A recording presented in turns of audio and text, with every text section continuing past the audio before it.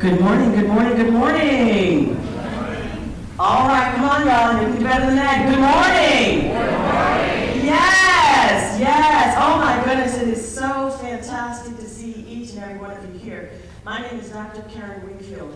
I am the Executive Director of the Meharry-Vanderbilt Alliance and a faculty member right here at Meharry-Vanderbilt College. We want to welcome each and every one of you, whether you be a young woman, whether you be a young man, whether you be an older woman or an older man. We welcome you today. We are so excited about this Black Girls in STEAM Summit. Now, how many of you young ladies are interested in science? Maybe just a little. Okay, I see the hands all shy, right? Okay, good. We're hoping that by the end of today's summit that everyone's hands are going to fly up. How many times have you been told that science is not for you? That math is not for you? That you don't have the ability or the capacity to do? Well, let me be the first to tell you, not only do you have the ability, the capacity, you can and you will and you can achieve whatever you put your mind to. So today, we're hoping to inspire you, and it might not be you, maybe it's your little sister, maybe it's your cousin, but we really want you to take heed of what's happening today. You heard me say I'm Dr. Wingfield. Let me just share a little bit about that. So not only do I have a medical doctorate, right? Y'all know what a doctor is, right? Right? Y'all go to doctor. How many folks know what a biochemist is? Okay. How many of y'all know what a physicist is? Okay, good. How many of y'all know what a radiation oncologist is? All right, very good. So let me just tell you, I have 2 degrees. I have a medical doctorate. I also have a doctorate in science. I'm a biochemist as well. So you can get more than 1 degree, y'all, okay? Just know. And again, it really allows you to open up what you do. It gives you options in life.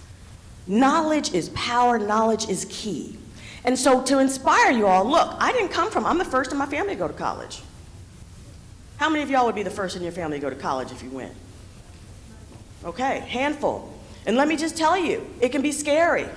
So you'll see there's a table out there with these books on there, and I want every single young lady out there to get one of these books. Now, they're supposed to be for 5th graders, all right? There's some really nice little exercises in there. But the story is in here, and it's meant to inspire. So today, first and foremost, I just want to say thank you to our sponsors because you guys are going to learn so much today. I want to thank the Bridge to Success program, Meharry Medical College, of course. We want to make sure that we're thanking the Urban League of Middle Tennessee, who's the guild that's been so incredibly important in this. We want to make sure that we thank our sponsors, Dell, Nissan, and Tennessee Girls in STEM for their donation to today's program.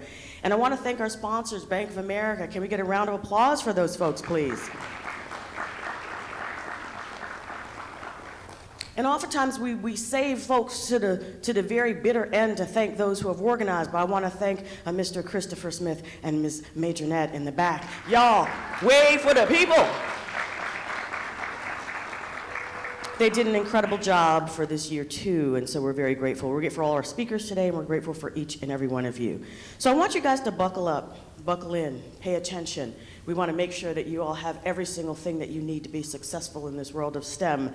And so to do that, I have the great pleasure to announce our Mistress of Ceremonies, 92Q radio personality and producer, Yolanda Yolo Beach. Where are you? Woo! Woo! Come on, lady. Come get this mic from me.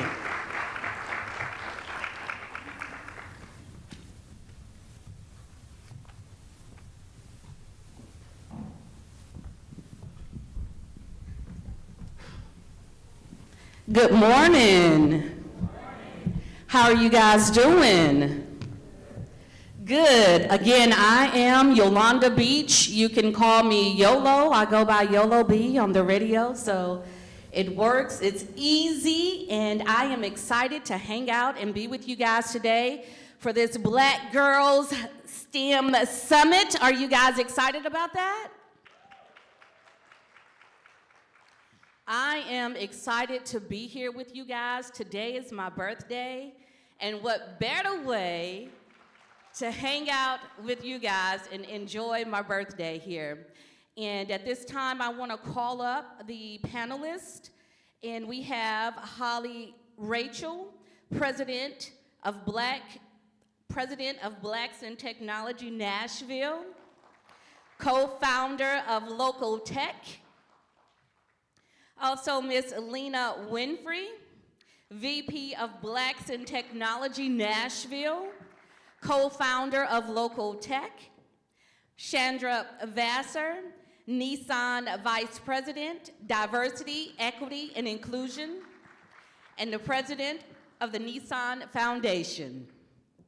Welcome, ladies.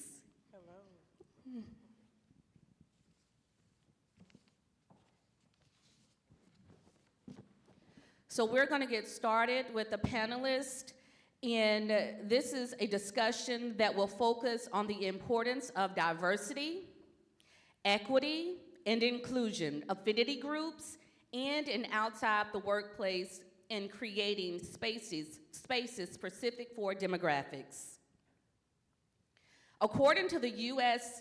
Equal Employment Opportunity Commission, EEOC, 2 of the top 5 reasons why women are leaving STEM fields are isolation and women's lack of advancement in the professions and corporate ladders. Tell us your roles and how they combat these issues women in STEM are facing. And we'll start here. So what I'll say is, you know, for Lena and I, we both started off in STEM. I started off in chemistry and was doing forensics for a little bit. But I think that really what also for me, there was a lot of isolation as the only Black person in the lab at the time. There was a lack of advancement, you know, opportunities, and that was really a struggle for me because I wanted to do more and I wanted to advance in my career. And I think that for me, the best choice was entrepreneurship. So, you know, there's always that ability to start your own business. And so we did that with Rachel and Winfrey Consulting as well as Local Tech. And then when we kind of looked around in the tech scene, we noticed that, again, there's a disparity. We don't see a lot of brown people. We don't see a lot of Black women. And so then we started Blacks in Technology Nashville. So sometimes it's, you know, if you see an issue, you see that there's, you know, a lack of diversity, you see that there's a lack of women represented, sometimes you just got to start your own thing. So Dig that. Just to add to that, we were in a space, again, like she said, whenever we presented, whenever we went anywhere, we really just didn't see any representation. And I want to say, like, none. So it was to the point that after presentation after presentation, after being asked to come to these spaces, and we're going, okay, we can't even count on our hand how many Black women we would see.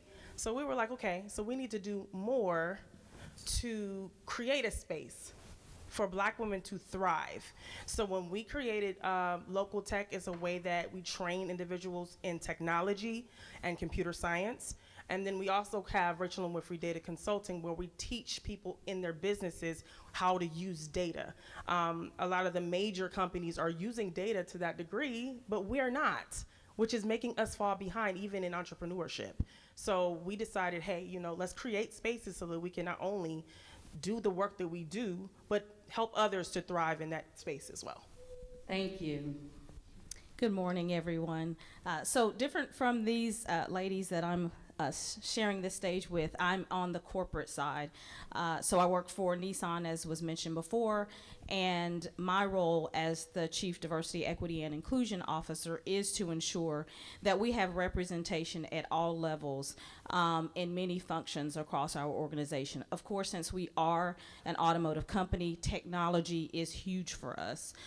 It is critically important that we have different voices at the table to provide a perspective, provide us insights, to help us innovate, to build and sell the cars that you see on the road and some of you probably drive.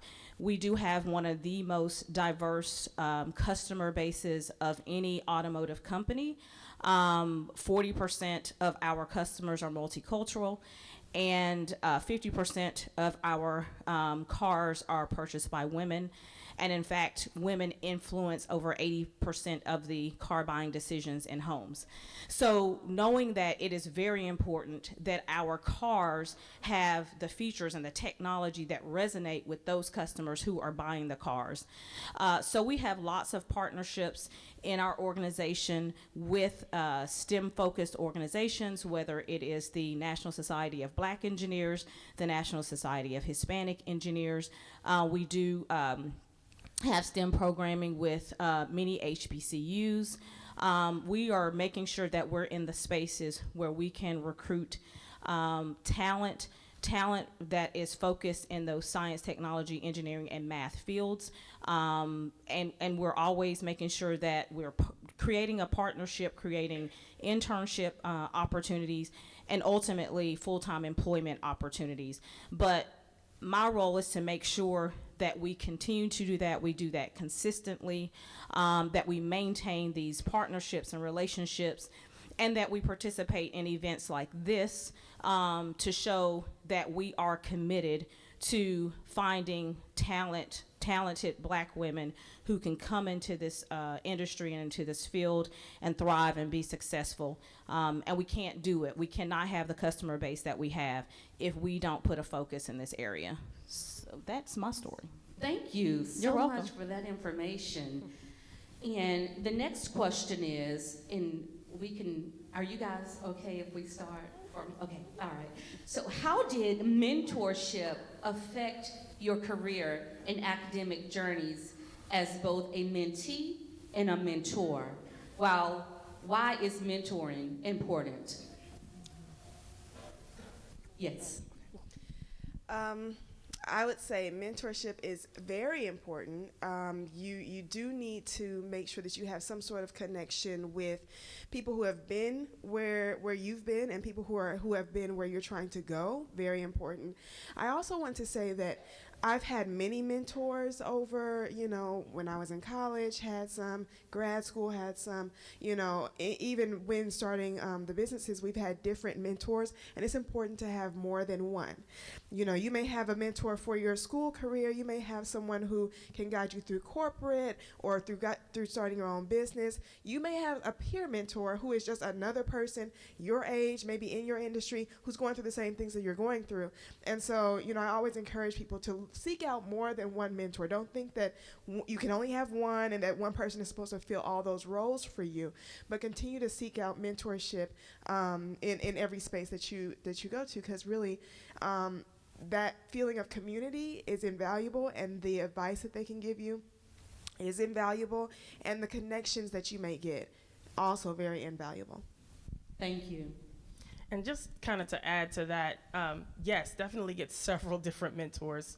And when you're selecting mentors, it's very important that it's giving upward momentum, right? And I say this because, we have to go outside of our box a little bit sometimes and actually be uncomfortable enough to ask someone who you feel like, I don't know if they'll say yes, but just ask them anyway. Because even if they say no, they may steer you in the direction of where you want to be. I think it's very important for us to do a lot more collaborating than we do. I feel like as a group, we're not collaborating as much as we could. And again, sometimes crabs in a barrel do happen. However, again, you're the sum of the 5 people around you. You ever heard of that? The 5 people you hang out with the most, tells you where you are. So elevate that as best as you can, and I guess a really good way to do that is through mentorship. If you see a black woman somewhere doing something you want to do, walk up to that person and say, hey, I love what you're doing. Can you tell me how you did that? And have a natural conversation about it. It doesn't matter who it is. Just go up to them and say, hey, I really admire what you're doing. Can you explain what you did? How did you get here? What can I do if I want to do the same thing? And you'll be shocked how many doors will open. You'll be shocked how many people will say, oh, wow, yeah, here's what you do.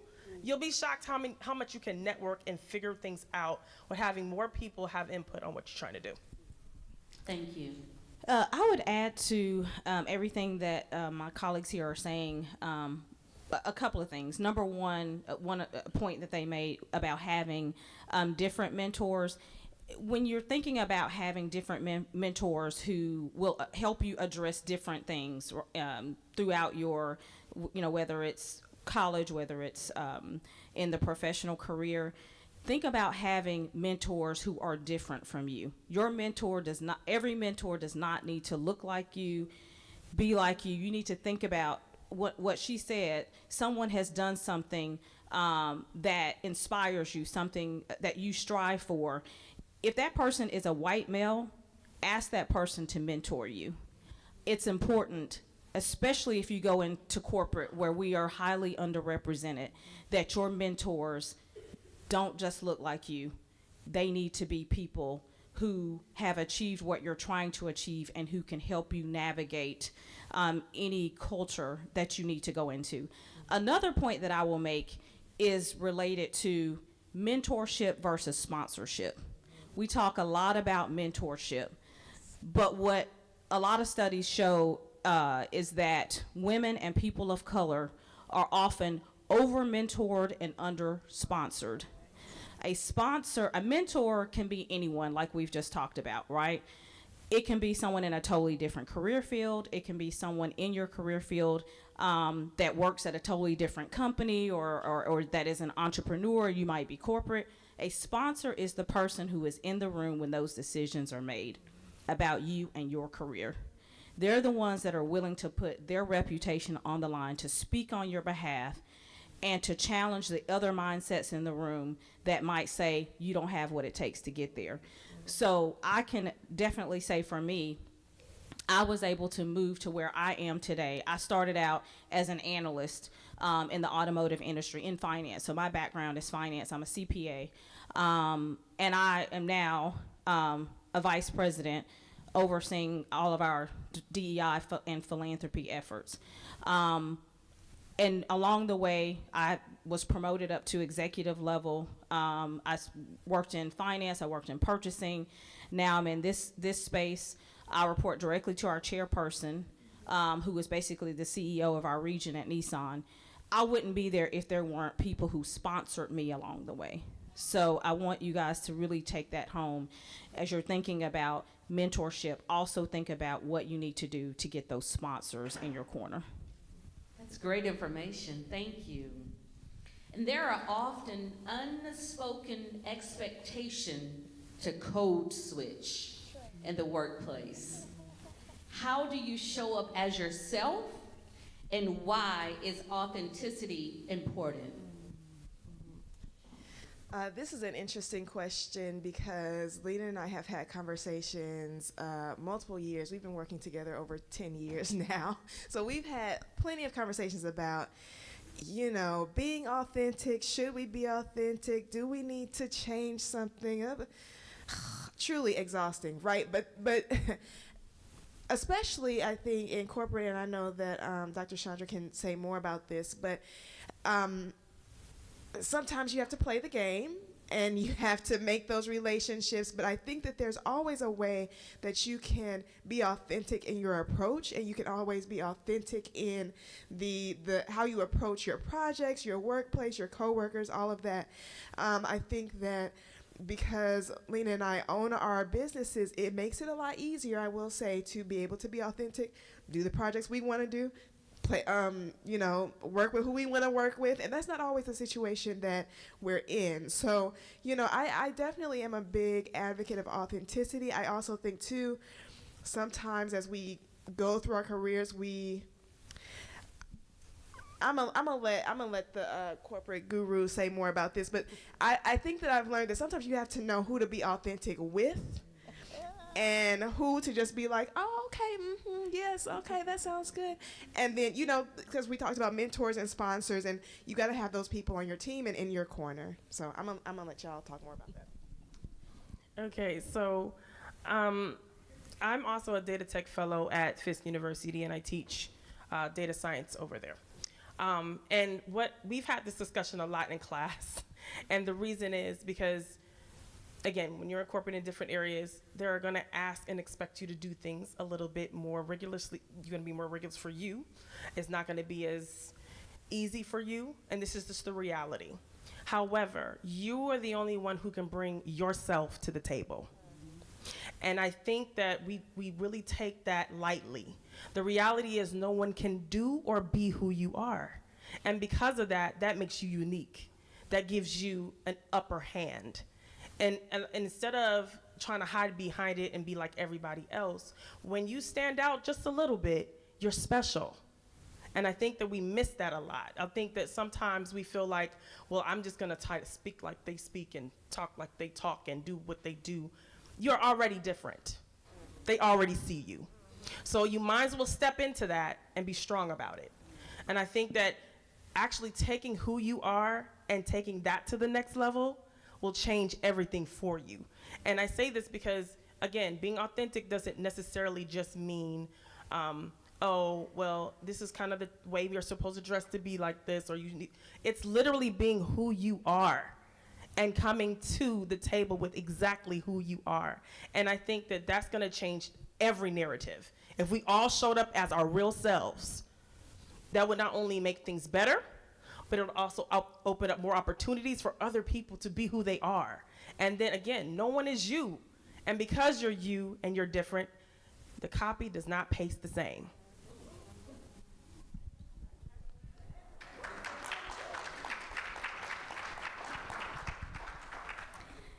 I would say to that, this is the beautiful thing about the work that I do. A big part of what I do is create safe spaces for people to show up to work in a corporate environment and be their authentic selves, to bring their authentic selves to work.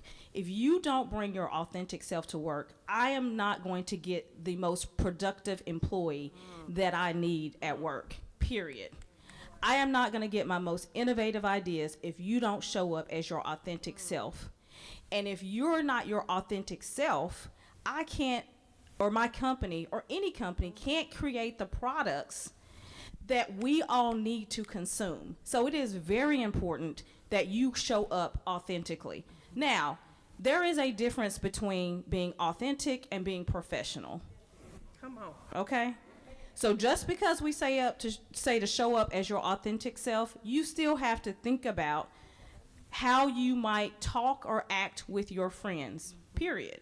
Everybody has to do that. There are things that I say and the way I talk and slang and all that I use at home with my family or with my friends. That, in some workspaces, I will use that.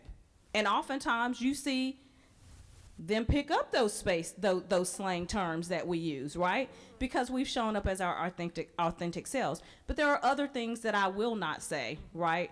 Or stereotypes that I will not play into. So you just have to be thoughtful of that as well. But ultimately, if you're not bringing your authentic self to work, then there are not going to be products on any shelves that you can buy. Right. Because those products will not be there to address our needs as African American people and women. So just keep that in mind, right? Think about authenticity and professionalism. But the one thing that I love is that we are seeing a real shift culturally, and most companies are focused on changing their cultures away from this stereotypical, sterile view of what professionalism or corporate America is, to one that understands that there are many different people from many different walks of life, and everybody's money is green, and so I want to sell to you at the end of the day because I need your money. So that's my view. All right, thank you so much for that information. And the Crown Act is a topic that remains in conversations in and outside of the workspace environments.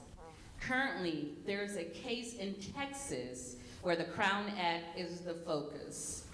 In regards to professionalism, in what is deemed so, what advice would you give young women entering the STEM workforce? Okay, well, as we see, I have locks. I have had them, for quite a few years. I'll tell y'all what I did when I came out of graduate school. When I came out of graduate school, I got a job at the government. I got a job at TBI.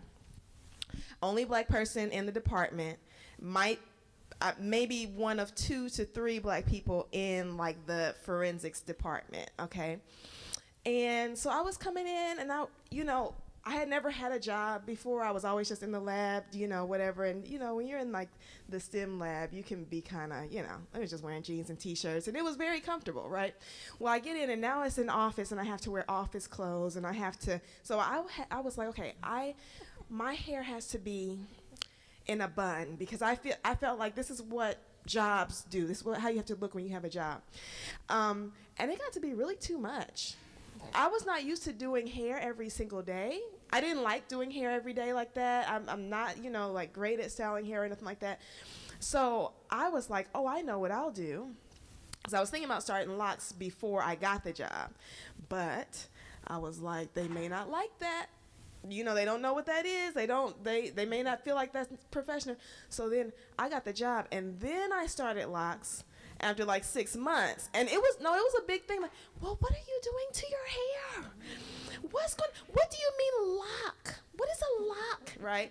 So it was like, that was annoying and uncomfortable at the time. But eventually they kind of got used to it or whatever. I was blessed to not have any like issues with HR or anything around hair. Personally, I feel that, your hair is a very personal aspect of your life. It's a very personal decision. I felt like if a company was going to be trying to police my hair, I got to go. It's too much because, like, if you're going to do that, what else are you going to do? I'm out. So, I'm not an advocate of changing, like, hairstyles and personal choices around a job, but that is me, and it's a personal decision that you have to make just depending on the situation that you're in. But that's what I faced, and that's what I ended up doing. Yes, thank you. Okay, so this again is close to home for probably all of us. The reality is we sometimes get sick of hearing, well, you switched your hair again. You didn't have that hair last week. You look different. Can I touch all these things? Okay. And this is not something that's going to go away. Just going to tell you, this is not going away. No matter how much better it gets, you're still going to people going to ask you questions about your hair. They just want to know. Okay. But with that, you have to do things that are comfortable for you. For me, I'm a little different. I like my hair to be neat most of the time. Like and it doesn't matter what form it is. I have natural hair, but I still want it to be neat. I like a bun. It makes me feel good. I like a nice little ponytail or something. I like that. So it really is about what's in your comfort zone, okay? Because guess what? It's not going away, y'all. It's not. So you might as well get comfortable in what you want to do. It's a decision. I'm deciding to be comfortable in my skin the way I feel like I want to present that. If you want to present that with straight hair, fine. With natural hair, fine. It really is about your comfort level. Because again, how many people have heard if a confident woman walks in the door, everybody will notice. And it's true, because she doesn't care what you think. And I think that's important for us to start getting to that point that, hey, this is the hair I have. This is what I do with my hair that I have. I'm going to be comfortable in that. Should it be all over the place? Maybe not. But if that's your comfort zone and you're in a job that allows for that, that's your business. But I do think it is important to, in an environment where people are saying, hey, all these things about your hair, that you stand proud and confident in what you decide to do for you. Thank you. So, for my story is very similar to my peers here. For me, the earlier part of my career, I wore my hair straight, right? That was just how I wore my hair. But even though it was straight, I would still style it different. Sometimes it might be curled all over. Sometimes it might be bone straight. Sometimes it might be wavy. So I just wore my hair how I wore my hair. And then eventually I decided that I wanted to go natural. And so I started going natural. And I had a boss that said to me, Chandra, are you okay? And I said, yeah. Why do you say that? Well, you just keep changing your hair. And so, when I worked at a previous employer, I had a lady who worked for me, and she would change her hair, and that was a sign. Her hair would just be different colors all the time, and that was a sign that she was going through some mental health issues. And so I just want to check on you. And I just laughed, and I said, oh, no, I'm perfectly fine. Haven't you noticed black women change their hair all the time? So I just said it to him, and I kind of laughed, said it jokingly and laughed. And he just kind of stopped. And I said, but aren't you from Detroit? You like to say I'm David from the D? And he was like, oh, yeah. And he kind of laughed. I said, so you should be accustomed to seeing black women who change their hair, right? So I kind of approached it from that angle. But he was fine. It didn't change my hair did not impact my performance. It didn't change my professionalism, but it made me show up more confidently at work, right? Because I wasn't trying to make my hair fit into a narrative. And now my hair is natural. Sometimes I let it grow out. I've cut it off because I have a daughter who has too much hair and I can't manage 2 heads of hair. A lot of times I'll wear braids, and they're just accustomed to it at work now, right? They have seen the change where, African Americans have gone from women with the straight hair and men with low cuts to men and women having natural hair, having locks, having braids, everything. And so it's just not a conversation for us at work anymore, which I absolutely love, and that's probably one of the reasons that I can say that I've remained with the company, because now what I end up having, men say to me is like, oh my God, Chandra, I love when you wear your braids, or, oh, Chandra, you have a lot of hair. I wish I had that much hair. If I had that much hair, I would wear my hair just like that. So I think you just have to be yourself, be authentic, look professional, and let your work speak for itself. And I really do think that, we are seeing a huge cultural shift where the way you wear your hair doesn't matter as much. Now, we're also seeing, to her point, this whole issue with the Crown Act in Texas, and those things, seem to seep into other states, unfortunately. And we're seeing other issues where, quite frankly, rights are being attacked. We just have to stay vigilant, and we have to continue to show up authentically and, be ourselves and use our voices, make sure that we're being heard, and continue to be a part of changing the narrative. Yes, thank you so much. And any of you ladies can answer this, because I have a question. My own personal experience, a conversation may start out about your hair, and then it leads to, oh, can I touch it? And for me, it's okay to say no, to protect your space, because it starts out, oh, locks, and then you get into, can I touch it? No. So if you guys can comment or speak on protecting your space when it comes to your hair.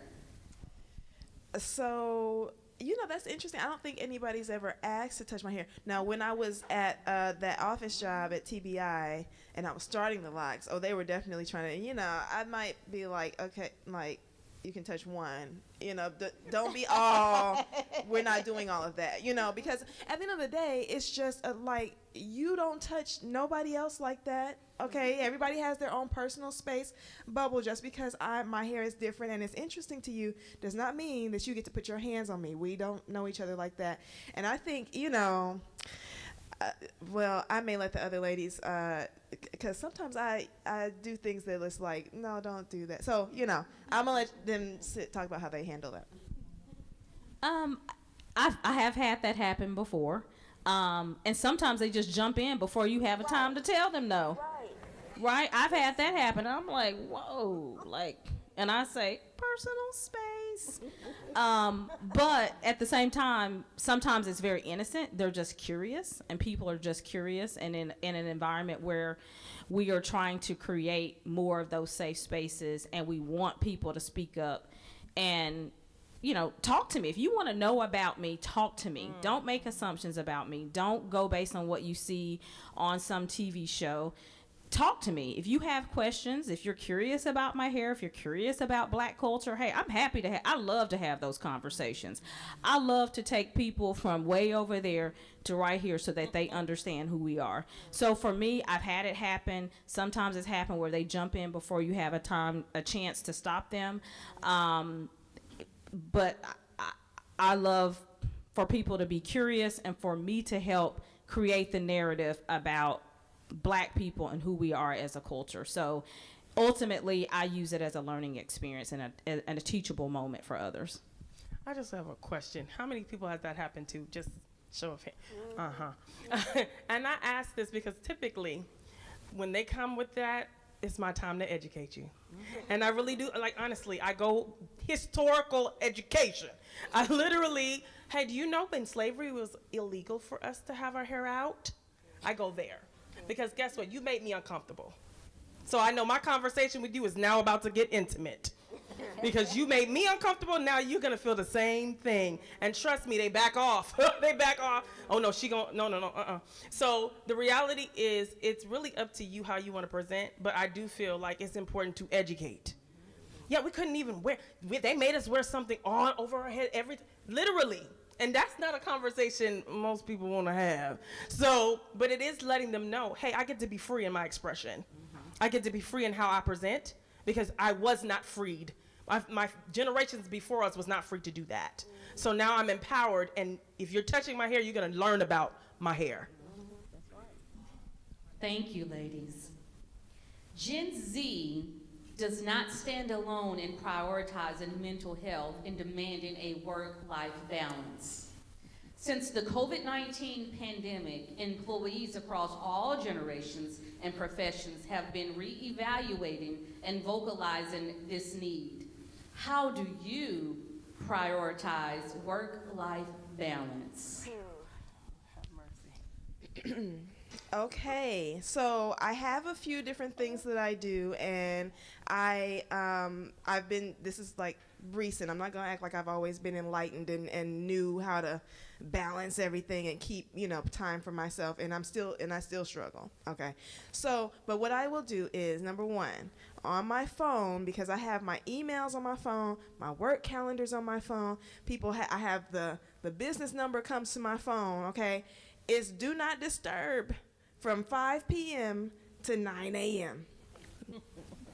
I don't see your call. I don't see your text message, and I don't see your email. I don't know what's going on because that is my time to be with my kids, my family, to get my rest. And then at 9 a.m., after I've had my coffee, maybe check some emails, had something to eat, okay, now I'm going to tap into the work, okay? So I do that, and I think that's been helpful. The second thing that I do is I really try weekends. I'm not doing no work. And it's hard because when you own a business and you feel like, you just kind of work all the time when you own the business. You just always thinking about it. You want to make sure it's successful, so you're always doing something, oh, somebody emailed me at 11 p.m. Let me just, before I forget, no. So, I do try to make sure weekends are a no work zone. I will get to you on Monday. Some of us may be surgeons. I am not. It's not a life or death issue.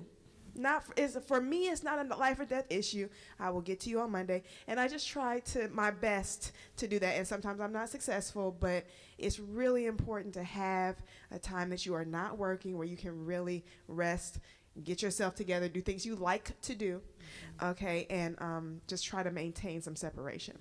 Thank you. So I like to look and study different people who are making a lot of money. Oprah, Shonda Rhimes, you know, you name it. Their schedules, can you get to Oprah? I just want to know, can anybody in this room get to Oprah? My last name is Winfrey with 2 E's. I can't get to Oprah. Can anybody get to Oprah? Because here's the difference between Oprah and all these other individuals who have money and make money and do well. You don't have access to them. How many people have access to you on a regular basis that don't need access? I'm just saying, and I'm saying this because I know this is, you know, we're not all, you know, Oprah. However, if we're striving to be Oprah, maybe we need to take a stance on who and what we choose to let in. So there's certain things that can be put on the back burner and don't have to be in the forefront. You can prioritize what you're trying to do to elevate. You don't have to, you know, let everybody barge into your schedule, if you will. And if they can't do it at that time, reschedule. But the reality is the major influencers, the major people in this world who get things done do not give you access to their time. So I do feel like it is important for us to make that decision early. Who are you allowing to take up your time? And then from there, we can start making better decisions on work-life balance. Let's start with the boundary first. I know I need to do this, but you know what? They need me to do this. Who's more important, you or them? You are the person in your life who's making things happen. So you have to prioritize you. I struggle with this one. And the struggle is not just work, it's also other commitments that I make outside of work, right? So I sit on a couple of boards, like I'm on the board of the Urban League of Middle Tennessee. I'm very active in my sorority. In fact, I have to leave here and go to an executive board meeting. So I do tend to commit a lot of my time to things, but I also try to make sure that things that I commit to are things that I want to commit to, that are important to me, that have meaning and purpose for me. And I think it's really important for everyone to assess what that looks like for themselves, and only commit yourselves to things that have meaning and purpose so that you will be dedicated to those things. But at the same time, there are times that you have to say no. And there are times that I do say no. Like this week, Monday and Tuesday, I took off work so that I could go to a Delta event. And then I decided after work doing Delta stuff all weekend, I was like, I'm not going to make it. I'm just not going. I need a break. I just want to drop my child off at school. My husband is at work. And I want to sit in front of the TV and do what I want to do. So you just have to make those decisions. You just have to say, I need a break. I need to take a step back. And I think it's great that we're in a space where everyone is really thinking about mental well-being and people's mental health, because when you overcommit yourselves, when you don't have that balance, when you don't have time to be yourself by yourself and recharge, that is when we run into some mental health issues and concerns. And we have to take care of ourselves, especially as Black women, because we are working, we're raising our kids. I mean, my husband helps, but it still falls on me. Like this week, I was the one up at midnight registering my daughter for summer camps, and he was, you know. So we as women and as you know, Black women, we really have to find that time for ourselves to recharge so that we can continue to be everyone to everything to everyone, because that's really what it amounts to. Thank you for that information. And I'll share real quick, for me, I consider my time my biggest asset. That's the thing that means the most to me. It's the most important thing to me. So I am very intentional and conscious about where I spend my time and who I spend my time with. So again, it's an honor to be here and hang out with you guys. As Chandra said, I am most likely where or with someone that's important to me. And so I felt like this summit was very important that I was present and be here even on my birthday. So my time is my biggest asset. So if you haven't already figured that out or learned that, just think about it, just noodle on that. All right, and so my next question is for Lena and Holly. Why is it important to create a space for this particular group in a field where, according to the EEOC, Black women make up 14.6% of the workforce? I'll start. So there are a number of statistics out there that kind of resemble what she said, but I think there's even more that we don't know anything about. Again, I teach data science, which means we deal with data analytics, which means we deal with aggregate data, and this data is rich with information about us. The problem is there's not that many data scientists that look like us. There's not that many data analysts that look like us. So at the end of the day, we're being missed. We're being skipped. They're already trying to erase some things that's happened in the past, but they're trying to erase the future too because we are being missed. And that's a huge, huge problem. So when we started Blacks in Technology, when we started our respective businesses, with the intent of educating us on what to do with our data, on what to look for, what to do. Because here's the thing, if we're being missed, what are they gonna have for us if we are not there to make sure that somebody is gonna make sure we have what we need, right? So again, we felt like in these spaces, because there's so few of us, that we have to produce more. Not only is it lucrative, I'm just saying, y'all, it's a lucrative field. Not only is it lucrative, and we already should change the trajectory of where we're going in terms of that, science, technology, engineering, all of these different things, arts, math. We've been told we can't do these things, but history is wrong. Well, history is right about telling the truth. We created these spaces. We are technology. We create everything from the light that you at the stoplight, from the stop sign, you name it. We have already created these things. So we have proven that this is our space. So if we just need to take back what's ours, I believe, and to literally, to do that, we have to have representation. We have to have enough of us there at the table. Thank you. So yeah, I would agree with that. I think that for when it, like Lena was saying, when we started the business and we started speaking at conferences and talking about technology, and we would be the only Black speakers, the only Black women speakers. And I'm like, now this is Nashville. We got 4 HBCUs. I know it's like 30% Black, 20 to 30% Black as far as population goes. Like, I know we're out here. Why am I not seeing us though? Like, this is like, I don't understand what's going on. So, but I think that it can be very isolating, particularly in tech, because you might be the only Black person in your department. You might be the only Black person, one of 4 Black people in the company. There are companies out here that are like that. And so it was important to have a space where we could all come together, make relationships, share notes, figure out what's going on in the industry so that we can take part in that. And again, have that representation. It gets very isolating, so that community aspect is very important. Thank you. And this question is for Chandra. In the last few years, we have seen DEI initiatives heavily prioritized and then quickly dismantled. Why is DEI important? In what ways can we protect and promote these initiatives?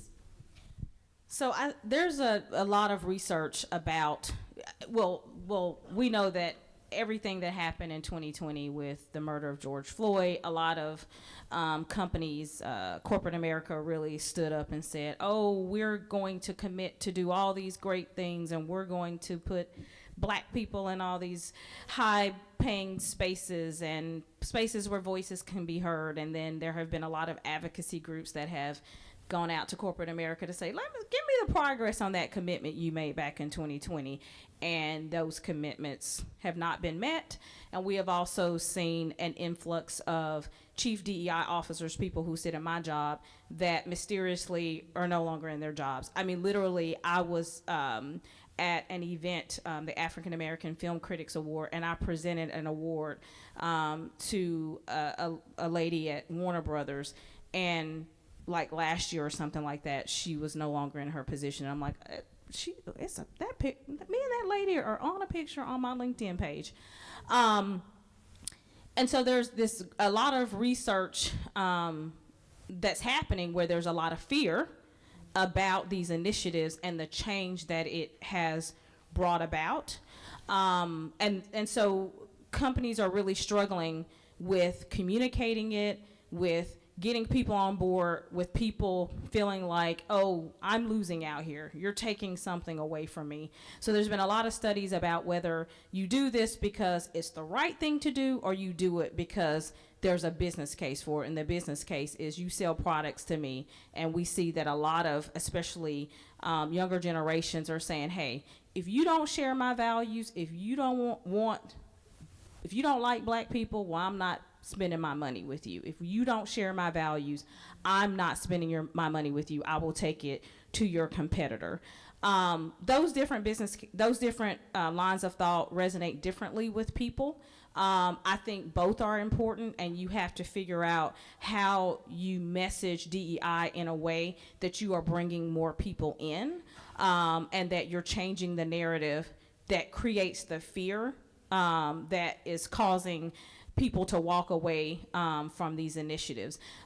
It's important that we continue to keep these initiatives in place, because if we don't, we will continue to see an erosion of rights. We see just this week different things that were passed here in the state of Tennessee that are problematic, right?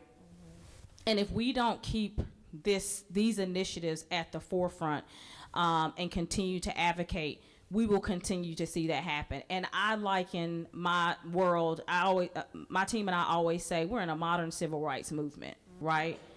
That's what we're doing. And we have to be as vigilant as those civil rights leaders were in the 60s to keep pushing and to keep showing up and to keep making sure our voice is heard. And we have the power with our wallets to say, if we're not being heard, there are other places that we can spend our money, right? So it's really important that we continue to have these initiatives in order to combat an erosion of rights. We have to figure out how you message it in a way that you're bringing people in and you're removing the fear. What was the second part of that the last part of that question? Ways we can protect and promote initiatives, DEI initiatives. And then to promote those initiatives, we really have to bring people in. That's really what it's about. It is making sure that, like at Nissan, we say DEI belongs to everyone.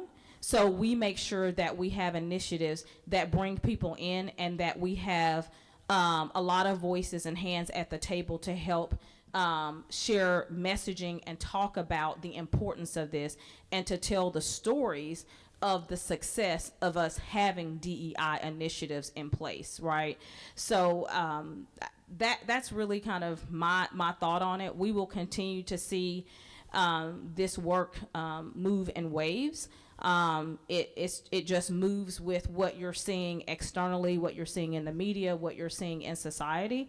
And we have to continue to be the voice to fight for rights and to fight against inequities. And we just have to continue to put those initiatives in place and to really rally together as people to make sure that companies and organizations do not walk away from DEI initiatives. Thank you. And I have a question to Holly's point. She says that when you show up to different conferences or different events, you don't see people that look like you in STEM. How important is it for an internship, and what are some things to consider? You mean how important are, like, for young ladies to get internships? Yes. Well, And you ladies can also please answer.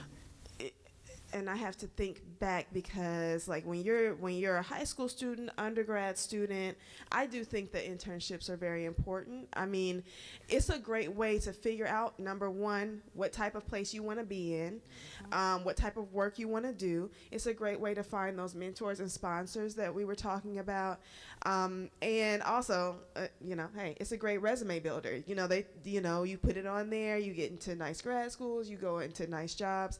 So that's, I think it's an important part of just advancing your career as you move through school and move through your corporate career. I have noticed too that, like, we have to start much earlier than I used to have to start for internships. Like, they're doing intern interviews now for, like, next summer, and it's like, before we used to be able to just, like, call somebody in January and you might get something for the summer.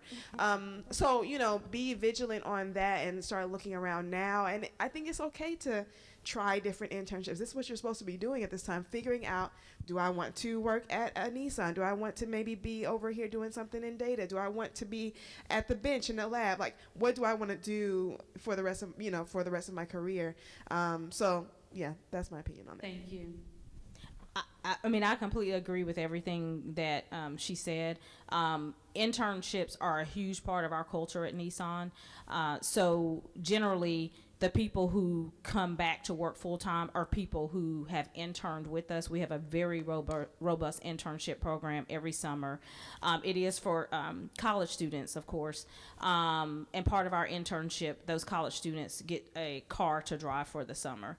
And we have interns across every field, whether it's engineering, whether it's our quality department, finance, accounting, HR, marketing, sales, you name it. We have internship opportunities, and those are the people that we look at for our full-time offers.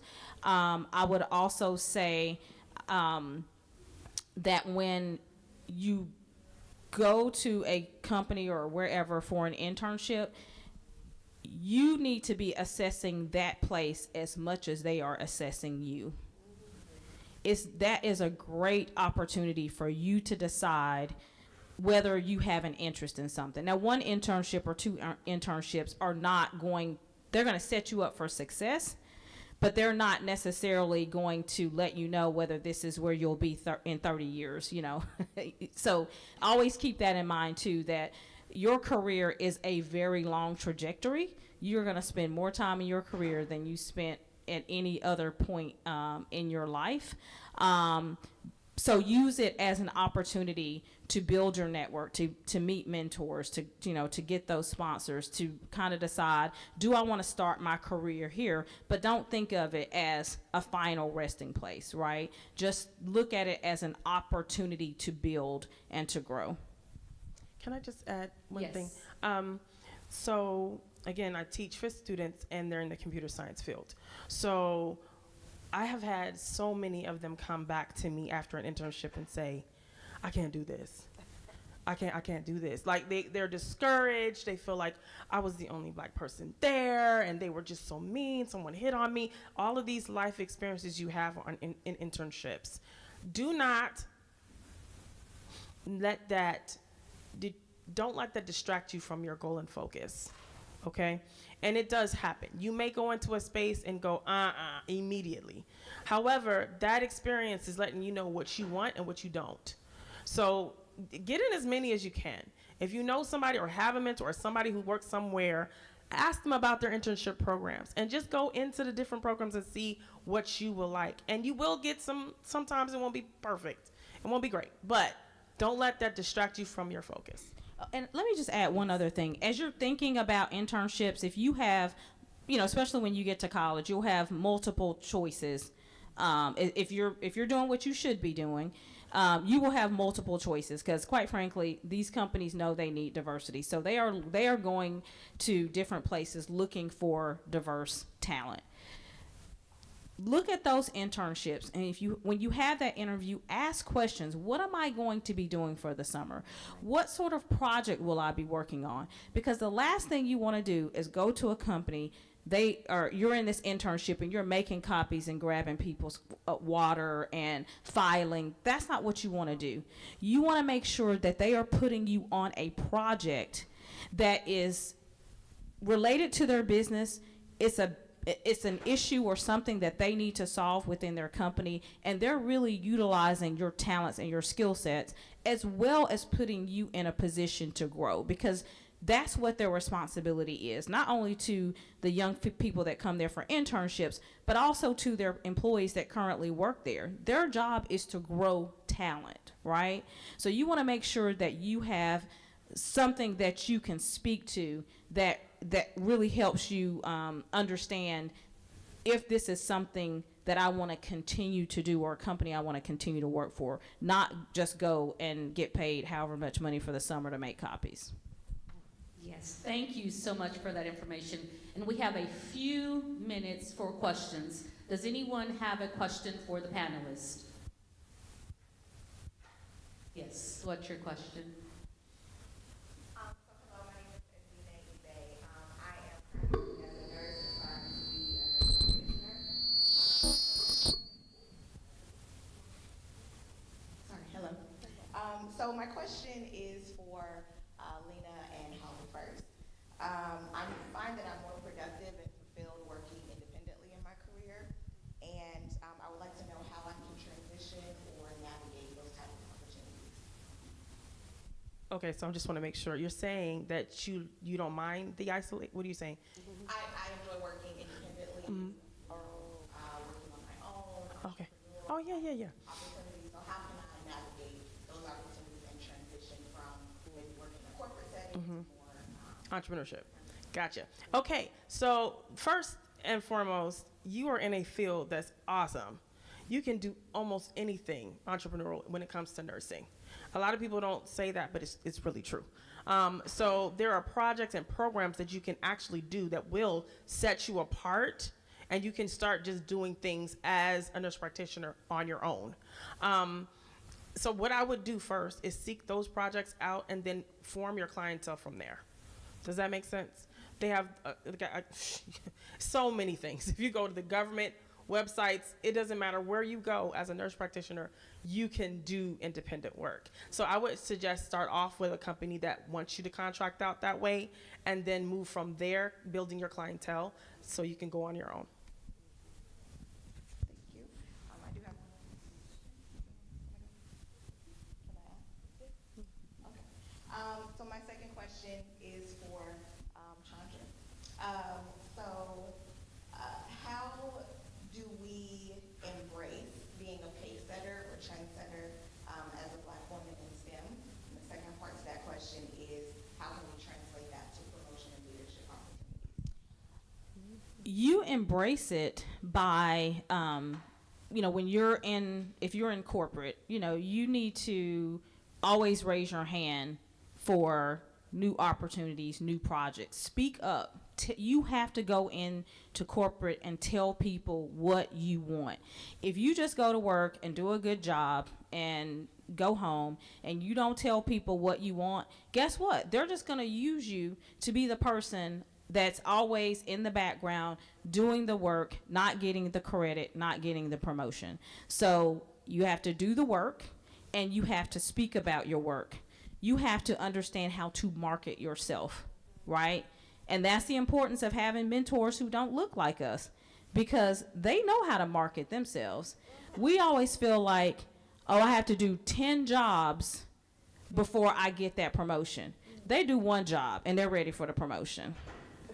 Okay, they are ready. Like, it's like, well, you haven't done these 3 critical things. Oh, well, I know I can do that. That's no problem. So we have to start speaking and advocating for ourselves.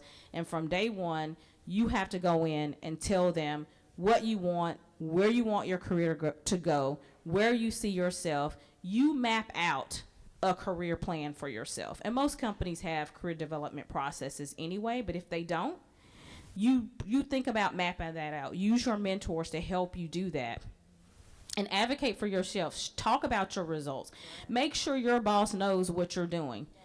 If your boss doesn't know what you're doing, then when it's performance review time, you're average at best because they don't really know what you were doing. You may have been doing all these great things and nobody knows because you didn't talk about it. So and it's hard for us sometimes, but you have to step outside of, a quiet demeanor that I just come to work and work hard. You have to sell yourself. You have to speak up about what you're doing, because people will take credit for your ideas too now. If you don't talk about it, it was somebody else's idea, okay? Correct. They will take it right with you sitting in the room. Sure So will. again, you make sure you advocate for yourself. You talk about what you're doing. You tell people what you want out of your career, and you seek out those mentors who will help you navigate. And ultimately, that will turn into sponsorship. But that's how you get the promotions. It's not just doing a good job. It's doing a good job and talking about that good job you did. And I was just about to say that because they really do be stealing out here. And they're used to stealing from people who look like us, right? They're used to, but it's like it's second nature. You can say something, nobody hear it. Well, I think that we should do ABC. You'd be like, I just said. So also, when you were talking about talk about what you're doing, keep your receipts. So that way you know exactly what you did all year. You don't have to be like, oh, shoot, what did I do? No, even the things that you think are small, put it down. So that way when you come there and they're like, well, we don't know if you really stepped up, you can be like, I got what I did from January to December. Please don't play with me. I did everything plus these extra things, and just keep that. It can be an Excel sheet, it can be a Word doc, it can be whatever it is, but keep your receipts so that way if somebody says, well, I did this event and blah, blah, blah, and I brought in the, and you did it. No. I did that. I coordinated this. I was with that person. I have the receipts of everything that I did, because really and truly, like, it happens so much more than we think that our ideas, our intellectual property are just simply taken and somebody else takes the credit for it. So, and we call it mansplaining at Nissan. Mansplaining because we're in a very white male dominated environment. And so as someone who is in a place that I can advocate and speak up for other women and people of color, I do call out when I see mansplaining. I'm like, you do realize you just mansplained her. She said the exact same thing and everybody was quiet. And you mansplained her and it was a great idea. Make sure you give her credit for that idea. And lastly, let's learn the art of humble bragging. Huh? Let's learn that art, because I'm going to tell you, as black women specifically, we do not do the humble brag well. And we have to start. Because let me tell you, I've seen the most mediocre foolishness. I did, and you're going, but that's not very exciting. Okay. But they got noticed. They got that promotion that you didn't, because they did what? What did they do? They bragged. They don't humble brag. I'm saying we need to learn at least the art of humble bragging. Okay.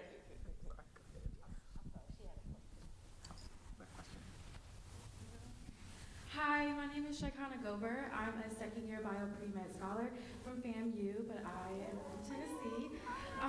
And thank you ladies so much for coming to speak to us. I'm so happy to be here.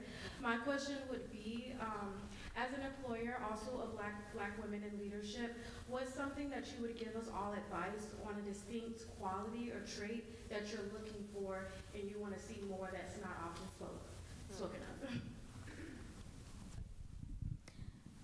I really like confidence, and it's what we just talked about. For me, it is having that confidence to be in those spaces and speak up. Don't sit in the room, with, at a meeting around the table and sit in the back while everybody else is talking. And for me, jump in, speak up, share your ideas, and make sure you're getting credited for that, because that really is how you advance and move up. And when they see that, they're impressed, because they don't necessarily expect that from us.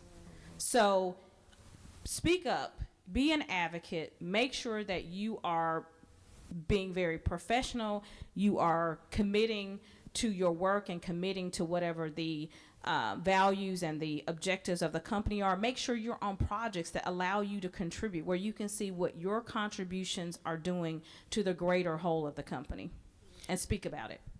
And just to add to that, you are the smartest person in the room.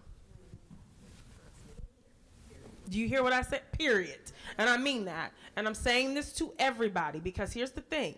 You have a lot of people who are in the position, not necessarily because they're great at it, but you're in the position because what? You're great at it. You're great at it. You're the smartest person in the room.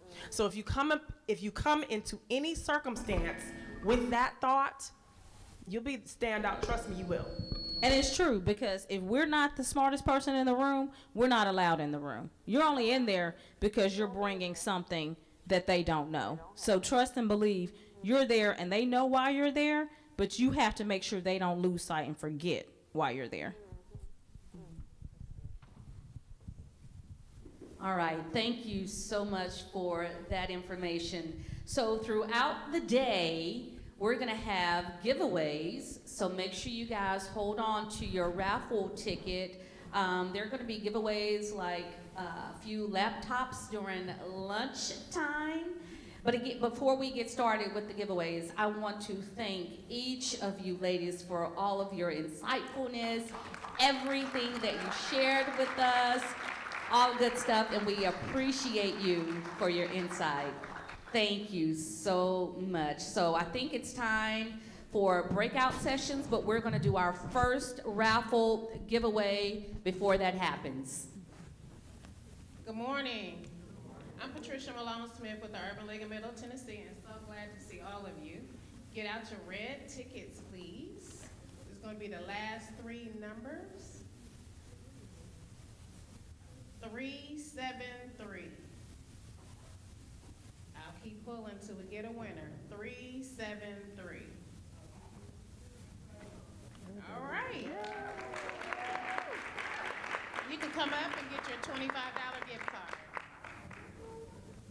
And at this time, we also like to say happy birthday again to Yolo B. We're so happy that you have decided to be here with us today for your birthday. We just have a little token of our love and appreciation for you.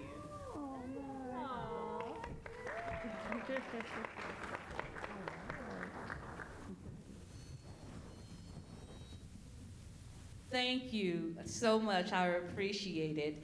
And again, I think it's time for the breakout sessions. So you guys enjoy the rest of your day. And again, thank you.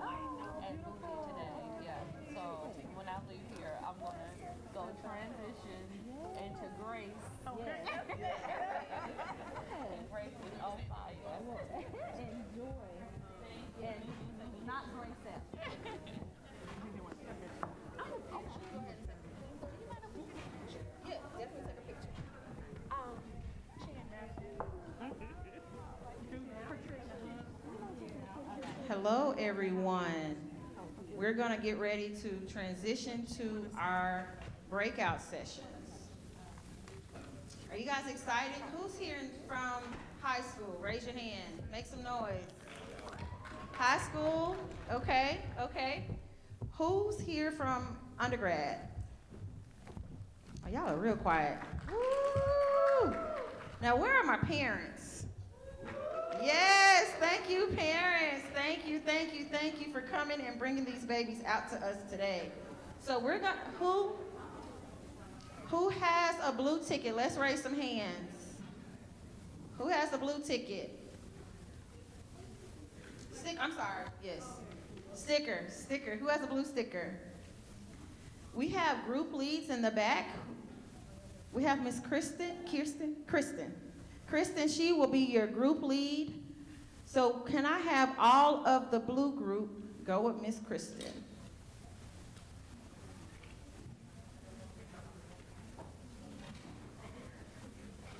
And if you are a parent, you will be going to the parent panel.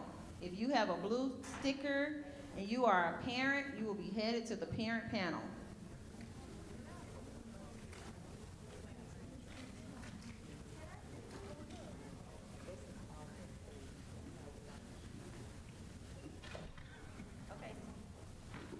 Okay, so parents, while your child is in the ballroom, you will be in room 203, but you will join them in their other sessions.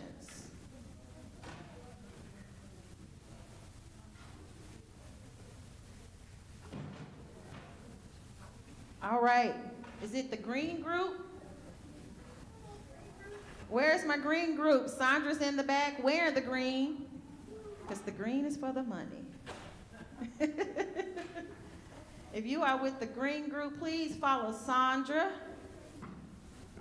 And if you are with the green group and you are a parent, you will go to the simulation lab with them. Green group, you'll be with Sandra today.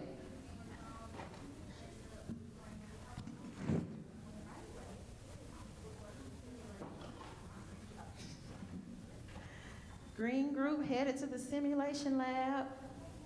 You'll get a chance to play with some nice medical tools.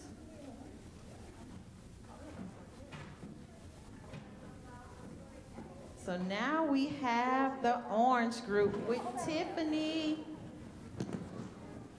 The orange group is with Tiffany.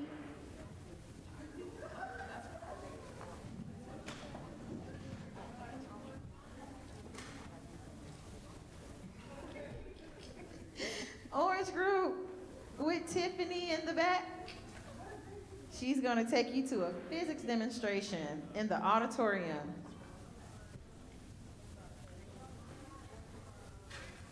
Now you can also access this this schedule through the QR code on the screens in the rooms that you're headed into. Aren't you glad you're going with Tiffany today? Y'all have a great time.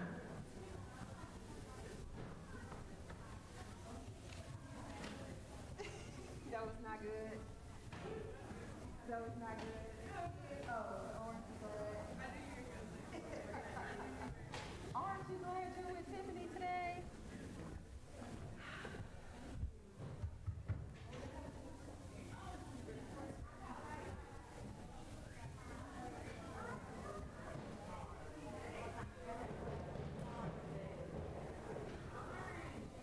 Aren't you glad? Aren't you glad? Aren't you glad?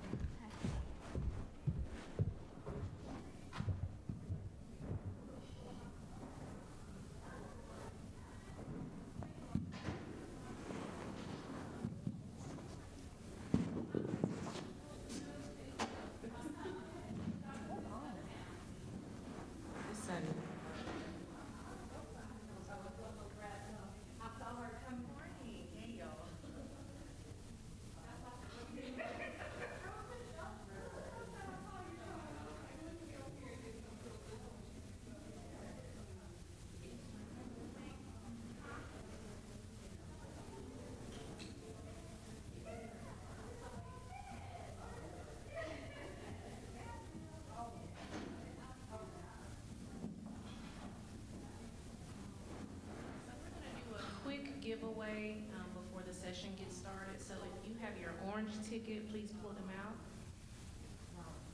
And we will do one drawing for each session, so this group will have another chance to win before we get where we are. Okay.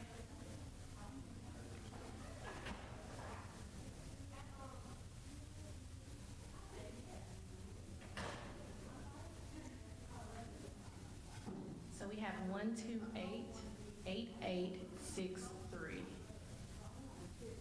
No?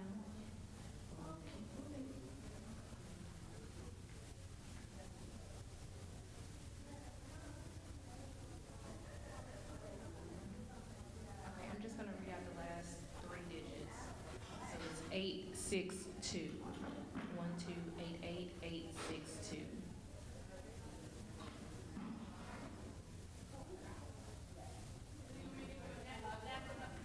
869. 869.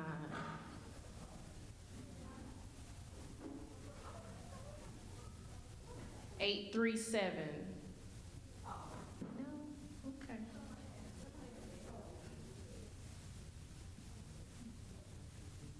864.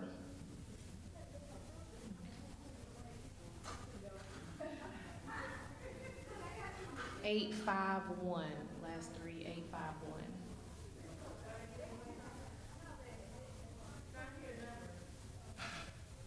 879. Oh.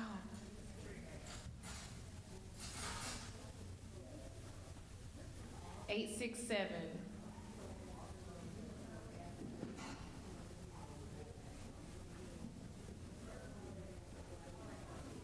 830.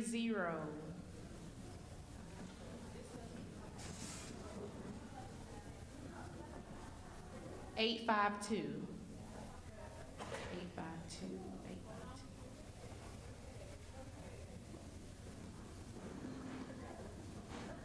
854.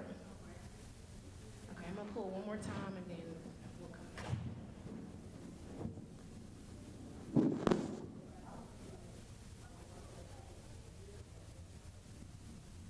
Oh, okay.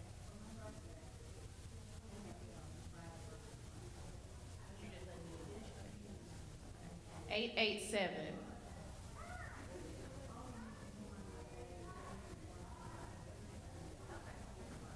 855.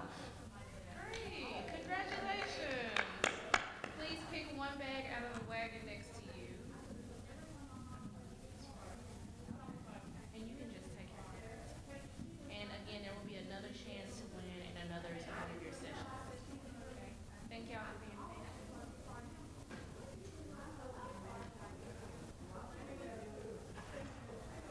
Good morning, y'all. I'm just gonna let everybody introduce themselves first, and then we're going to the question, okay? Good morning. My name is Kayla Copeland. I'm a fourth-year dental student, and I'm the current Miss Meharry. Good morning. I'm Dr. Jessica Washington. I'm a board-certified obstetrician and gynecologist, graduate of Meharry, class of 2011. Good morning, everyone. My name is Marjorie Butler. I am a first-year internal medicine resident at Vanderbilt Medical Center, a graduate from Vanderbilt Medical School. Okay, the first question is, when did you realize you wanted to become a doctor, and what is your inspiration?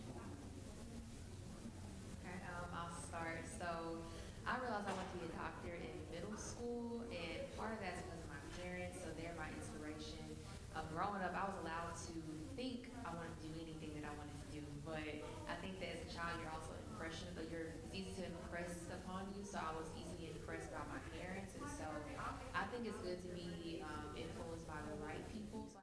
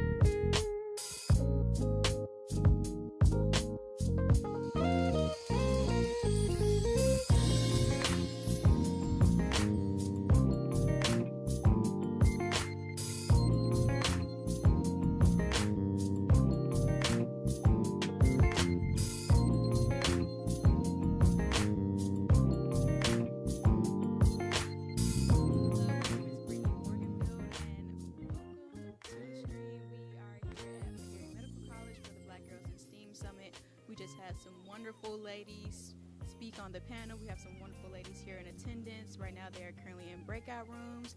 And a little bit about myself. Again, I'm Brittany Morganfield. I'm actually a student from Southwest Tennessee Community College in Memphis, here in Nashville at Meharry, to do interviews throughout the day. So I'm super excited for you guys to see what the ladies have to say, see where their minds are at, and why STEAM is super important to them. And yeah, I'll be doing these interviews. So.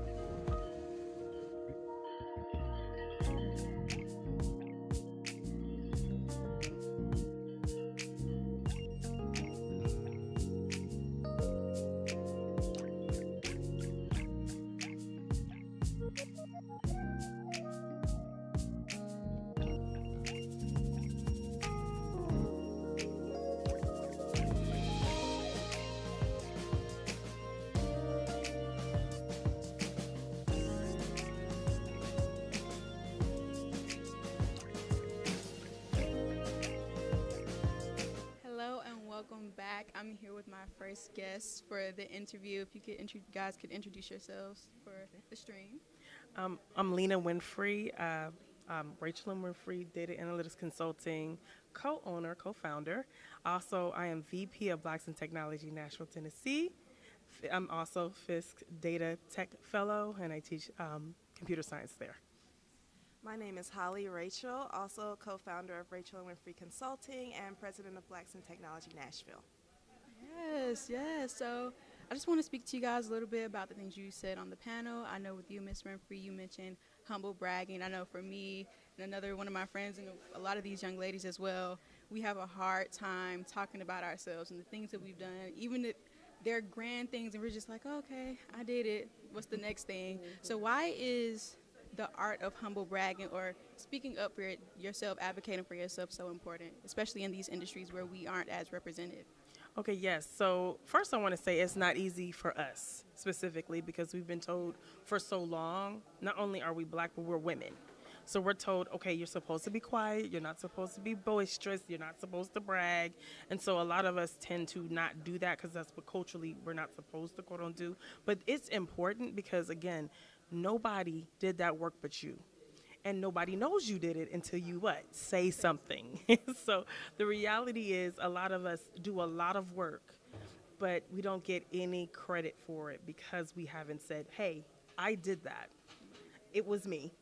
And here's what I did, here's how I did it, and this is why I will do it again, right? So if you follow that pattern for all the things you do, it doesn't matter. We have social media now. We have a whole bunch of different areas where you can do a humble brag and people can see you. LinkedIn is a platform for professional people. There's no reason for you to do little things and it not be there. Does that make sense? Okay. Because I am a victim of not posting on LinkedIn, I will say. What about you? Why is it important for you to advocate for yourself in these industries? Well, mostly because nobody's going to do it for you.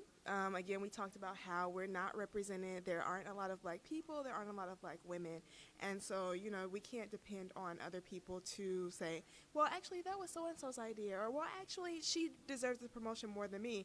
Because sometimes it can be very much like every person for themselves. And so that's why you really have to make sure that you are advocating for yourself because you can't depend on other people to do that. Another question I have for you guys is I don't know if you guys can speak on this, but how do you navigate being the first in these spaces, especially in your family? You're usually the first to achieve these things. It's like, I don't have anybody to teach me. I don't have anybody to guide me. So what advice do you have about being the first? Okay, so first of all, imposter syndrome is real. Yes. But like I said in the talk, you're smarter than everybody in the room. And once you realize that, you really have to just start speaking up. You really need to just be okay with being the first. Yeah, it's not always an easy situation, but you'll be glad you did. So we became the first to be Blacks in Technology Nashville, Tennessee, because there was nothing there. So we could have continued on with nothing for the Blacks in Technology area, or we can be the first. And then now there is something. And now we do have events and things and ways to talk to people and make sure that we have a network of individuals who keep working. And so sometimes it's not always easy because, the first, sometimes it doesn't always end well. But it's the beginning of a lot for a lot of different people, right? So I think it's important to just step up and say, you know what, I'll do that. I'll raise my hand. I'll be first. I agree. And my kind of thing for this year is we're not doing imposter syndrome this year. We're not going to do that anymore because, like Lena said, you are the smartest, not just because we say so, but the data tells you to, as Black women are typically the most educated group in the nation. We have the most experience in things. We have the best ideas and most unique ideas. And so we don't have to feel like I don't belong in a space. We always belong in a space. And we should, we should present ourselves that way. Absolutely. Why not you? Why not you? Why not? Those are all of my questions for you guys today. Thank you so much for answering my questions. I'm sure a lot of the people tuning in, not just the young ladies, but a lot of people tuning in would really appreciate the advice that you guys gave and your insight. Thank you so much. Thank you for having us. Thank you.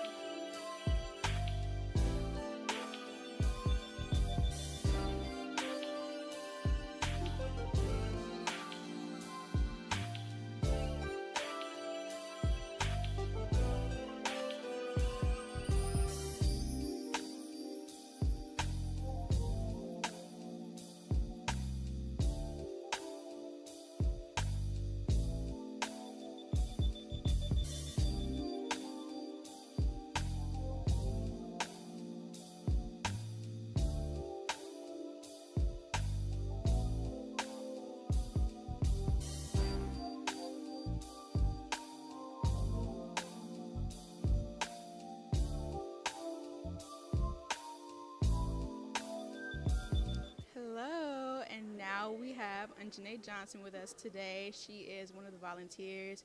And Anjanae, what brought you here today? Yeah, so I am Anjanae Johnson. I'm at the Center for Health Policy where I do research in public health program management. A lot of the reason why I'm here today is for one, to volunteer because Bridge is one of the partner organizations, but also because I believe in Black women in STEAM. So, Yes, and that was actually one of my next questions. Why is STEAM so important for you? STEAM is important to me, especially this particular organization, having more women of color that are in this field is specifically for representation. I know when I think of STEAM, I don't usually think of minority women or men, but I think it is so important to just have this opportunity of exposure and just more representations. Absolutely, absolutely. Trying to think of more questions to ask you. So, what are you most excited about today? I am most excited about the keynote speaker, Kriya Shannon. I've heard really great things about some of her work that she's done within the city, so I look forward to hearing what she brings for the event today. Yes, me as well. All right. Thank you for speaking with me, and we will be back with more.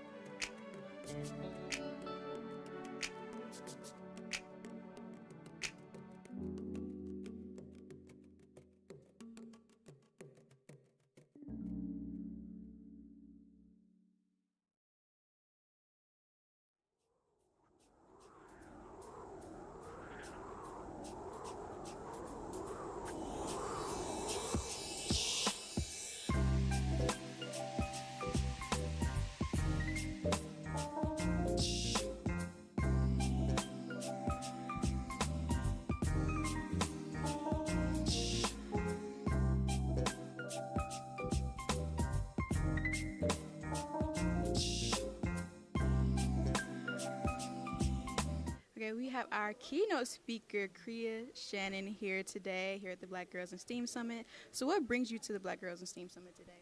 Well, hello everyone. Today I'm here to speak as the keynote speaker for the event. I'm so excited to be here to meet the girls. I'm hoping to uplift and inspire in some type of way. I'm just very happy to be here and just grateful. And I'm a part of this Meharry family, and this is a dream. I never thought I would be standing in front of other girls at this university, but here I am. So. Yes, we love that. So Kriya Shannon is also a former Meharryan. She used to work here. So could you talk about how your experience at Meharry helped you get to where you are now? Yes, absolutely. So when I was here at Meharry, I worked for the Center of Health Policy. I worked with families in the underserved communities here in Nashville. And as a Nashville native, I knew that I wanted to use my background in STEAM and health equity to do more, to give back and do something else. So I took the qualities that I learned working here and I applied it to my research, and I went on to go to Vanderbilt to figure out a way to give back and help my community, help the field of research, help the medicine field and healthcare field. And so that's where I'm at right now today. And now I'm back here again, full circle, telling my story, telling about my journey to help other girls as well in the field of STEAM. Yes, we love that. It's all about giving back. That's what this whole event is about, giving back to the community, making sure we can come back and bring more people in. So why is it so important for you to do what you do? Well, as I moved along in my journey in STEAM, I noticed as I was going along, there were less girls that looked like me. There were less women, there were less African Americans, and I just knew I wanted to do something. I wanted to break that barrier. So as I'm going along, I want to help pull up as many people as I can and make their journey a little bit more easier than what I had to go through. And I had to go through quite a lot. So I want them to do better than me, be better. Let them know that I believe in them and that they can do it and they can achieve and be successful in this field. So. And that's what the girls need. They need somebody. I'm speaking for myself as well. We all need somebody to help us, especially when we're the first. It's hard to navigate. It's what I was speaking about with Miss Winfrey and Miss Rachel, being the first, figuring out how to navigate that. Because a lot of us were the first in our families, too, so we don't know how to navigate these spaces. Exactly. So what are you excited about bringing to the young ladies today? Today, we're going to have a great time. I'm just going to give some tips, some things that I wish I knew when I started my journey. There's so much out there that they don't know about. I'm going to talk about the importance of networking, the importance of community, and just some little secrets up my sleeve as well I'm going to share that really just help them and guide them along their journey and to just motivate them. So I have some stuff. I don't want to share everything just yet, but I won't share it in my speech, but yes. Happy. Yes, we're so excited to have you, Kriya. Thank you so much for everything that you do, everything that you're bringing to the young ladies today, bringing to me, to all of us. We appreciate it so much. It was great talking with you, and thank you for being here. Thank you for having me. Yes. Thank you.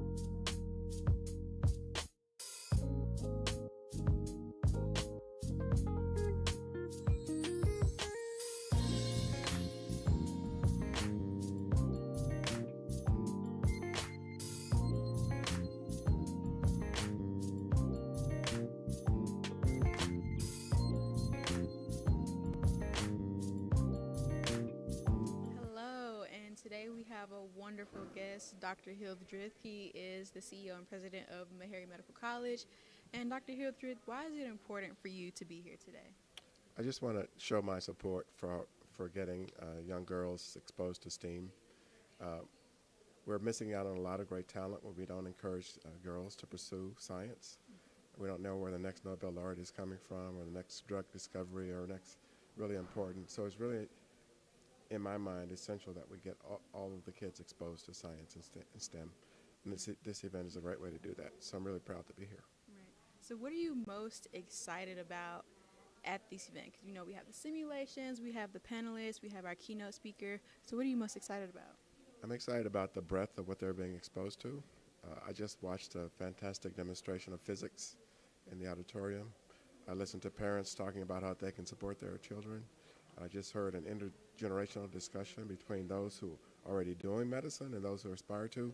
So it's the breadth of what they're being exposed to that I'm really excited about. Yes, thank you, Dr. Hildreth, for your insight, and thank you for listening. Thank you. Thank you.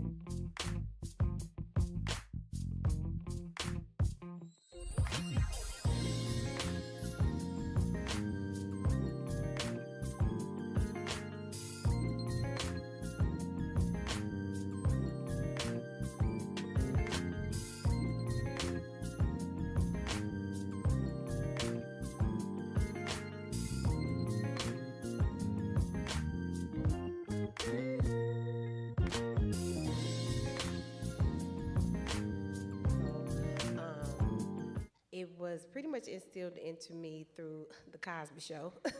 I would see Dr. Huxtable deliver these babies. I was like, that is so cool that they get to, you know, bring life into the world. And then my family was very instrumental in that as well. They would like beef me up, like Paige and Dr. Jessica, things like that. But I say all this to say that, you know, just those small seeds and what they can manifest in you, you know, is very important. So. Early on, like elementary school, I gravitated towards the sciences, mathematics, things like that. Reading, writing, not really my thing at the time. But around middle school is when I feel like I had that realization that I wanted to be a physician. I have a sister who has cerebral palsy, was born with multiple disabilities, including her disabilities in walking, movement, and even the way she hears the world. And when I was in middle school, she got a cochlear implant, which allowed her to basically hear the world for the first time. And just seeing how her face lit up and just how happy she was in being able to experience the world differently because of the care that providers were allowing her, that just inspired me to want to be able to do that for other people in the future. Representation is very important, both in media and real life. What representation did you see growing up, and how do you ensure that you provide representation to younger generations? So like I mentioned, my parents, they were the first people that I saw in the field that I wanted to go into. And so I use my parents as like my, influence. How can the next part was how to influence people after me. So in the dental school, we have away rotations, and one of the rotations is at a juvenile center. It's like a couple of them that we go to. And whenever I go there, at the end of the appointment, after the cleaning or the extraction, whatever it is that I'm doing, I always ask them, what are your plans next? Because I don't know who's talking to them on a regular basis. Is there anyone who's really pushing them in the right direction? So I always ask them, one, what are you in for? Because I just want to know. But also, what are your plans once you leave here? Do you want to go to college? What do you want to be when you grow up? You just never know who's actually influencing these children. So I know I had good influencers growing up. So if all I can do right now is just ask questions and give them my advice, then I'm just gonna do that for now. And then social media, of course, you have social media, easy access to everything. And so that's also a good way to find people who are in the field that you want to go into, DM them, ask questions, find scholarships, find programs, just anything that'll help you continue to move in the right direction. For me, it was a little different. I wasn't born around the time that social media was up and popping. So two things. So for me, I had a mentor who came. I'm from a small town outside of Memphis, and so he had moved there to open up his practice. And so once I saw that there was this man who looked like me, who actually graduated from Meharry, I stalked him. I went to his office. I was like, hey, I want to be an obstetrician gynecologist. Can I volunteer at your office? And I started it at the age of, I think I was 15 or 14 at the time, and I pretty much shadowed him for 4 years. And through that, I was able to, establish, a relationship and a long-lasting, friendship as well. The second one was that hit more closer to home, especially, like I said, coming from a small town, was my mother at the time. She needed a hysterectomy, and there wasn't a lot of minority physicians. And so going to Memphis, actually seeing a black female OBGYN, I was like, this is like Wakanda. This is like amazing, And so it was very inspiring. So I definitely think that when you see those things, growing up is very, important to grasp onto. You guys are blessed enough to where you do have social media, so you can slide in the DMs of these people respectfully, and reach out to them and say, hey, I'm interested in science, I'm interested in technology. How can I, maneuver this venue? So. I would say representation for me growing up, kind of what that looked like. I guess I was comfortable being in spaces where I was different, whether that be academically being the only black girl in a room, or whether that be the girl on the football field. I just found myself comfortable in that space. But along the way, as I started having more clarity and declaring myself and what I wanted with medicine, there were mentors along the way that took the time to stop and pour into me. And I think in terms of like what representation looks like moving forward, this is my only off day, and I'm excited that I get the opportunity to be here with you guys, because somebody poured into me so that I could pour into you. And one day this is gonna be you up here on this stage with the opportunity to pour into somebody else. And so speaking of representation moving forward and what that looks like, I think that just is taking the time to not just focus on what you're trying to do, but make sure you're helping the person behind you, so that when you're not here, when you're not practicing anymore, you've laid a foundation for them to keep that change and representation moving in the right direction. Okay, the next question is, if you attended an HBCU, can you tell us why you chose to go in this stage of your academic career? So Meharry was my first HBCU experience, and it was a no-brainer for me. I went to the University of Memphis for undergrad, and it was okay. It wasn't as exciting as Meharry is, so for me, I knew I wanted to go to Meharry because, one, it was close to home, but also my dad went here, and I've just heard nothing but great things about Meharry. Being here it's been amazing. Like, all these black doctors, it's just been so cool for me to be here and be a part of that. So it was just a no-brainer for me. I applied to other schools, but Meharry was the one that ultimately accepted me, which is what I really wanted in the long run anyway. So for me, it really wasn't any other option for me. I just wanted to come to Meharry. For me, it was also important to attend the HBCU because I grew up, again, in a small town, and there wasn't, a lot of access to diversity there. And so I knew that going into college, I wanted that experience, and it was by far one of the best decisions. I attended Tennessee State University. That's where I met my husband at the time. I pledged, I did all the things, and it was well-rounded, but more importantly, seeing that you got to see people who are on the same path as you, but also even with your professors and things like that, it was important because it was definitely more nurturing. I felt like I was poured into, and you have those people that will like push you along the way. So for me, attending the HBCU was amazing. So, I don't know if you all know, but today is also Oral Health Day here at Meharry, and it's one of the many ways that we exemplify our motto, worship of God through service to mankind. Vanderbilt University also have a student-ran Shade Tree Clinic where Dr. Butler previously volunteered. How has community service and outreach been relevant to your professional journey? Yeah, so our Shade Tree Clinic provides care for the Nashville community, particularly the underserved, a lot of our immigrant populations. And I reflect on it as one of the experiences from my medical education that I enjoyed the most. I'm also a woman of faith, a Christian, got baptized here in Nashville while I was in medical school. And one of my favorite Bible verses is Luke 12:48, to whom much is given, much is required. And I think that as I started to educate myself on the disparities in medicine, healthcare, whether that be access or outcomes for people who look like us and come from our backgrounds, I began to realize that I had a responsibility to care for these communities that many times didn't have access to care, or people that we knew were not going to have the same outcomes as a white man or a white woman who came in the hospital doors.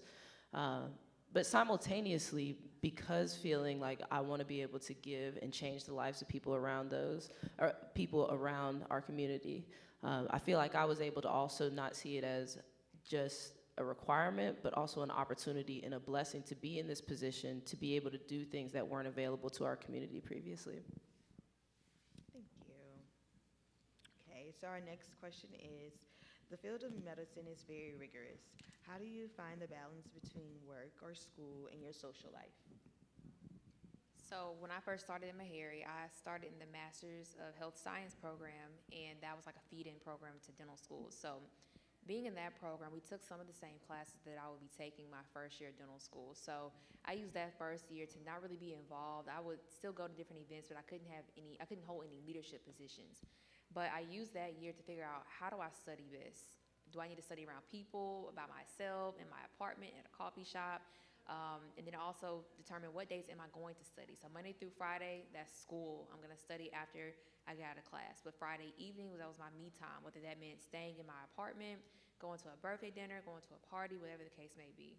Saturday, I would split it up. Either in the morning I'm studying, or I'm going to study all afternoon. I usually prefer mornings, so I would study in the mornings. And then Sunday, I was going to church, and I tried not to do a whole lot of work on Sundays. I kind of wanted to use it as like a refresher to start up Monday. But I was kind of forced to establish a good work-life balance, because some people can just study and not really go out. Like, I think I'm a homebody to a certain extent, but I had to realize I need to get out, be around my classmates, be around my friends to kind of get myself amped up and ready to study again. 'Cause if I'm just studying all day, every day, I will get burned out. I'll get very tired. So my first year here, I used that as my, I guess like an experiment to see, like, how do I study best, and what kind of things do I need to do to make sure I have a good balance. So another thing, working out.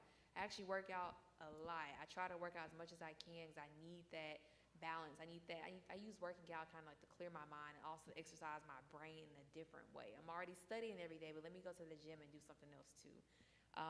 And then just being around the right people, having friends that like to go out, maybe grab food, brunch, whatever. That was what I did my first year. And so now as a fourth year student, it just comes easily. I know on the weekends, this is what I'm going to do. I'm going to go to church on Sundays. I don't really have to study much right now, but I know I'm seeing patients every day. And so it's like a routine that I established, and I've just been keeping it up since my first year here. I think that it's important, as Dr. Cover was saying, to have a schedule. Like, if you want to go to the basketball game on Friday, and you got this English test or this math test, you go ahead, you work hard so that you can play hard later, right? So you want to just make sure that, okay, I'm going to study these specific days and these specific times, so that way, you still getting your schoolwork done, but at the same time, you still have a social life as well. I think it's also important to not only, have a social life, but in that time also, like, pour into yourself. As she was saying, a lot of times when you're in this area of medicine or in certain fields, if you are just constantly working, you end up being on E. So you want to just make sure you pour into yourself, so that way you can pour into others as well. I would say make sure that you are very cognizant and intentional about who you keep around. So whoever your 3 or 4 closest people are, friends, family, think closely about who they are, because they're likely going to determine the direction that you're going with your career and your future. In these professions, in medicine in particular, it can be so easy to be overstretched. And the fact that you're here now hearing about burnout and work-life balance this early, you're already ahead of the game. Because I'll say that I personally didn't think about it until I was already into medical school. But that being said, when you have people around you that are there to say, hey, you're doing too much, you shouldn't be spending the night at the library, you're losing parts of yourself that make you special, that helps you realign yourself and also make sure that you're protecting your boundaries, which leads to the next point of work-life balance of just knowing when to say no. I think that at some point you'll be in a position where you have the opportunity to say yes to everything. And what happens a lot of the times is you take on all of these opportunities, and rather than doing 2 or 3 things and excel at that, you kind of do mediocre or average at a bunch of different things. And ultimately, I don't think that that's as valuable as the first option. So knowing when to say no and knowing where to set your boundaries is super important. And then also just taking the time to just step away from everything. Have your me time, whatever that looks like.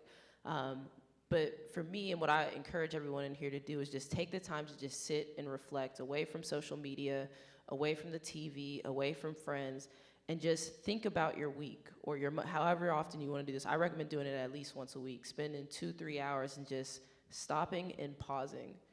Because so often we get lost in the destination that we miss all the blessings along the way in the journey. And I think that when we take the time to stop and realize all of the things that happen throughout life that are so easy for us to overlook, we actually have the opportunity to reinstill gratitude, to find our purpose, to ask ourselves why. Why am I doing what I'm doing? Why did I feel this way about this interaction? Why did I fail? What do I need to do to get better? That process of self-reflection is super important, not just in being able to redirect and align yourself with your goals, but also just maintaining your work-life balance. This question is for Dr. Copeland. As Ms. Meharry, why is it important to participate in your school extracurricular activities?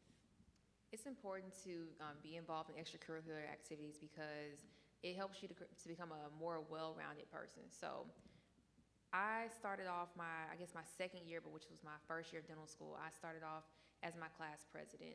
I didn't intend to become class president, just kind of happened that way because they needed somebody who was like a liaison between students and administrators. So I just kind of fell into that position.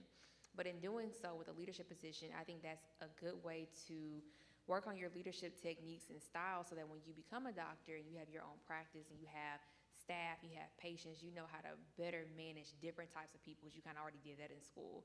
But also, you pay a lot of money to be in professional school, so I wanted to take full advantage of every opportunity that I could manage. If you can't handle it all, I wouldn't say jump into every single position you can think of, but I paid a lot of money to be here. I want to take full advantage of my time here, but also I know I'm going to look back and reminisce on my days here at Meharry. I don't want to look back and be like, oh, I wish I had done this, or if I had just went for the Miss Meharry position, I probably could have gotten it. Because I wasn't actually going to run for Miss Meharry either. I was like, well, no, I'm going up against another medical student. It's a lot more med students than dental.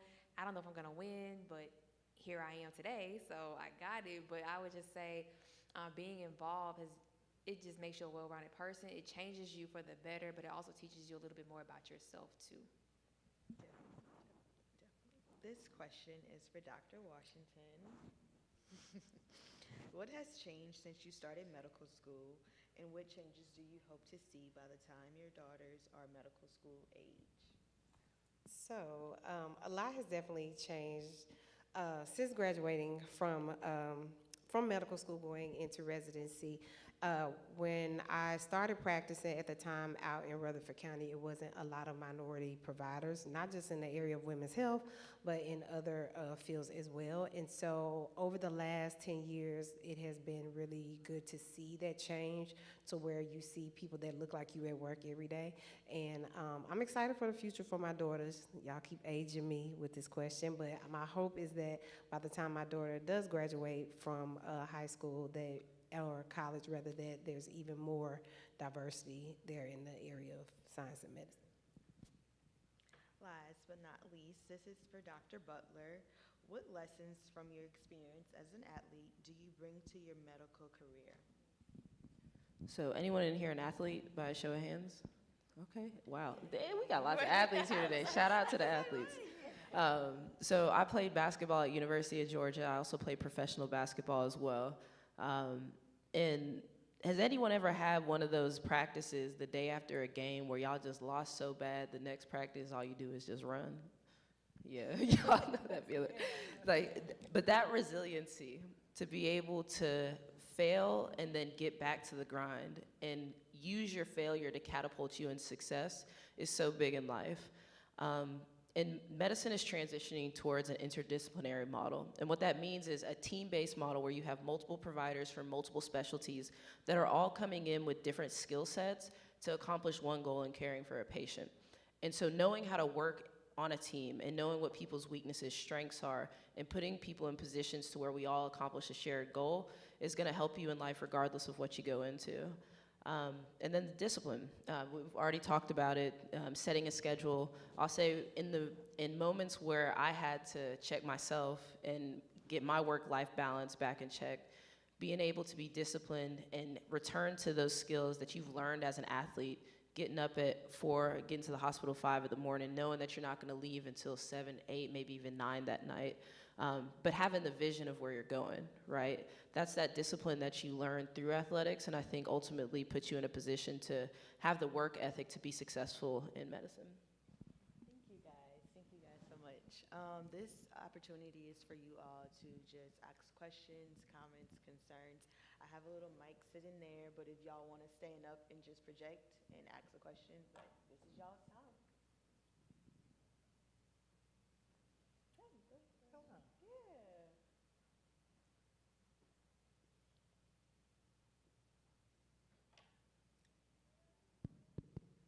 Hi, my name is Sasha. I'm a sophomore in high school right now. My question is, how did you all just deal with naysayers as you were rising in your career? How do you deal with naysayers? I dealt with that in undergrad, actually. I had a pre-health advisor. She knew I wanted to go into dental school from the very beginning, and she was not helpful at all. My senior year, when I needed recommendations, she said she couldn't write me a letter of recommendation because she didn't know me very well and that I didn't take her class. I'm like, well, I didn't know you had a class. If you had told me, I would have taken it. But either way, throughout undergrad, I didn't really listen to people. Like I don't know, I just felt like in my spirit, like I have to be a doctor. So if you tell me I can't, then you gotta go. Like you're not meant to be around me. So I use my parents as like a crutch. A lot of times they were very helpful, but also since being here, I found outside mentors just to talk to because yeah, my parents, they're great and they've helped me along the way, but it's also nice to have some other people. Now that I'm at the age where I know better, I can talk to other people and get some advice as far as my next step. Like if I want to do residency, specialize, but you have to learn to block out the naysayers. Like when people say something negative about what you have planned for yourself, you cannot dwell on that because if you do, then you're gonna start to believe it. Don't believe it, don't even speak it out loud. I think that words are powerful, so don't allow yourself to take that in and say it about yourself either. You have to just block it out and say, okay, I know this is what they said, but I can do it. Even if you don't believe it, tell yourself, I can do this. And the more you say it, the more you start believing it, and it can happen. Thank you. No, I was gonna say equally, like, that can be motivation at the same time. Like, not to prove you wrong, but to prove me right. And I think going to her point of having a plan, when you have a plan on what you're trying to do, it doesn't really matter what the naysayers say, because you already got the playbook right here. And as long as I follow the plan, I know how I'm gonna get there. It might be some detours along the way, but I think that you can use that as motivation and use it to your advantage sometimes as well.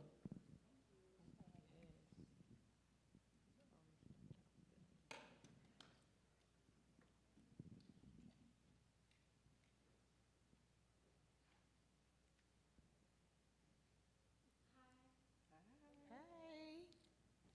Oh, this mic, my bad.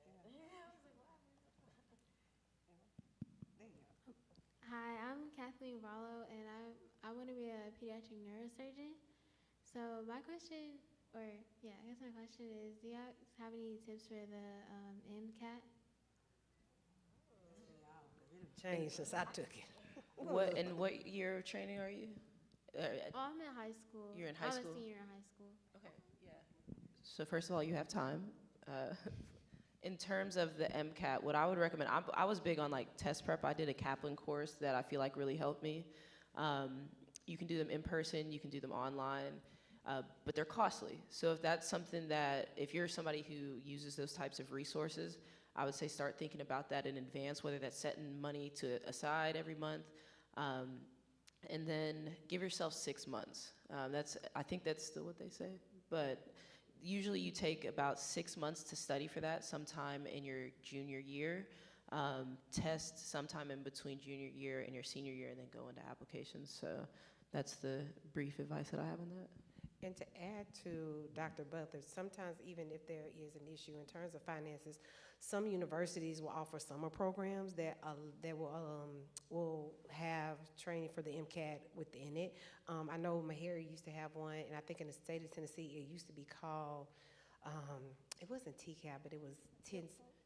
Yeah, so it was a TIP program, so where for the summer you would get a stipend, but they also would do prep for MCAT, for DAT, and things like that. So definitely use your Google, looking at that, because they have various programs that can assist with training as well. Yeah, UT in Memphis, they have a TIP program that I did. They had medical and dental students, and the medical students, they even, I think, did shadowing as well as test prep, and they paid you as well. Thank you. And I'm the National Honor Society president of my school, and we want to do thank you. And we want to do a Women's History Month program, so I would love to get all of you guys' information when it's over. Thank you. Oh, thank you.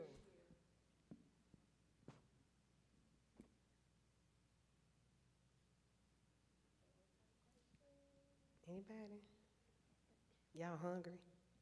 Cause y'all eating these lollipops. And then yeah, y'all hanging on for dear life. Okay.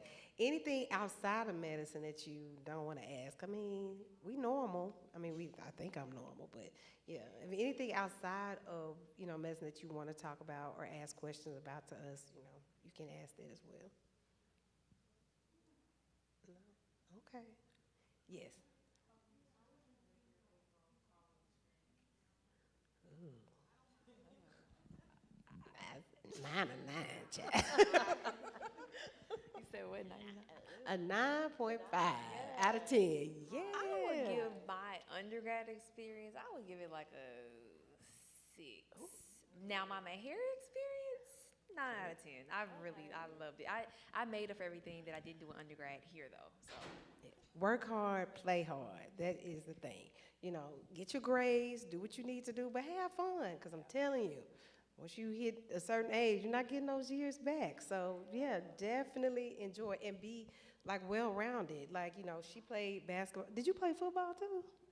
Yeah, but not in college. I played basketball. But still, you know what I'm saying? Live your life to the fullest. If it's there for you to do in a productive way, of course, and respectfully, then yeah, definitely enjoy it.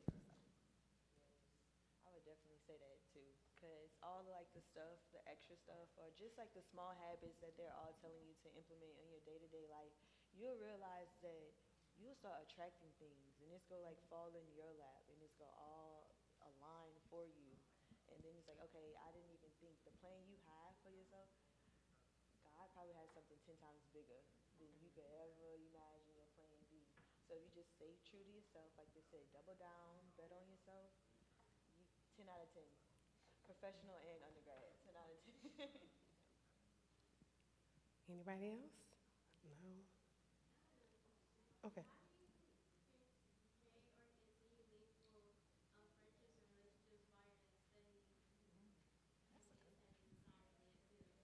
Well, studying will create those relationships, especially when you stressing together. But I would say being at Meharry, I made some lifelong friends. I remember when I was studying for my board exam last summer, I thought I had found a little quiet coffee shop, away from everybody else. Next thing I know, 3 of my classmates are there. I'm like, what are y'all doing here? They're the same reason you here.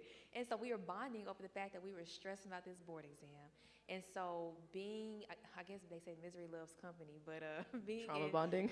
we're trauma bonding, but we have such great memories from our time here, even when we maybe failed a test or something like that. It's just something to kind of bond over, and that's how you establish these friendships. And I will say, my friends outside of here, they don't get it. They don't get it as far as being in professional school, having to study all the time. I have a friend who went to, I think, Columbia for med school. He understood it. He was not here, but he gets it. So being in this setting, you will make friends. Whether it's a trauma bond or not, you will make some friends.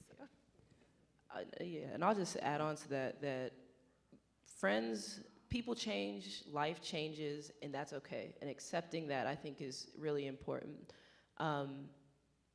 I'm currently in this transition where I just finished medical school, I'm now in residency, and you'll find yourself in similar transitions where you're outgrowing your new group or your old group of friends, but you haven't yet grown into your new group. And so I think that that's okay, but like they were saying, once you get into that space that you're growing into, those friendships will also form themselves. And who knows, those other friendships that may not, you might have moved across the country to go to school somewhere and you're no longer able to spend that time with people that you were seeing every single day. That's okay. As long as you're sharing your goals with the people around you and true to yourself, if they're your real friends, they'll continue to support you from afar and still continue to nurture that relationship however they can.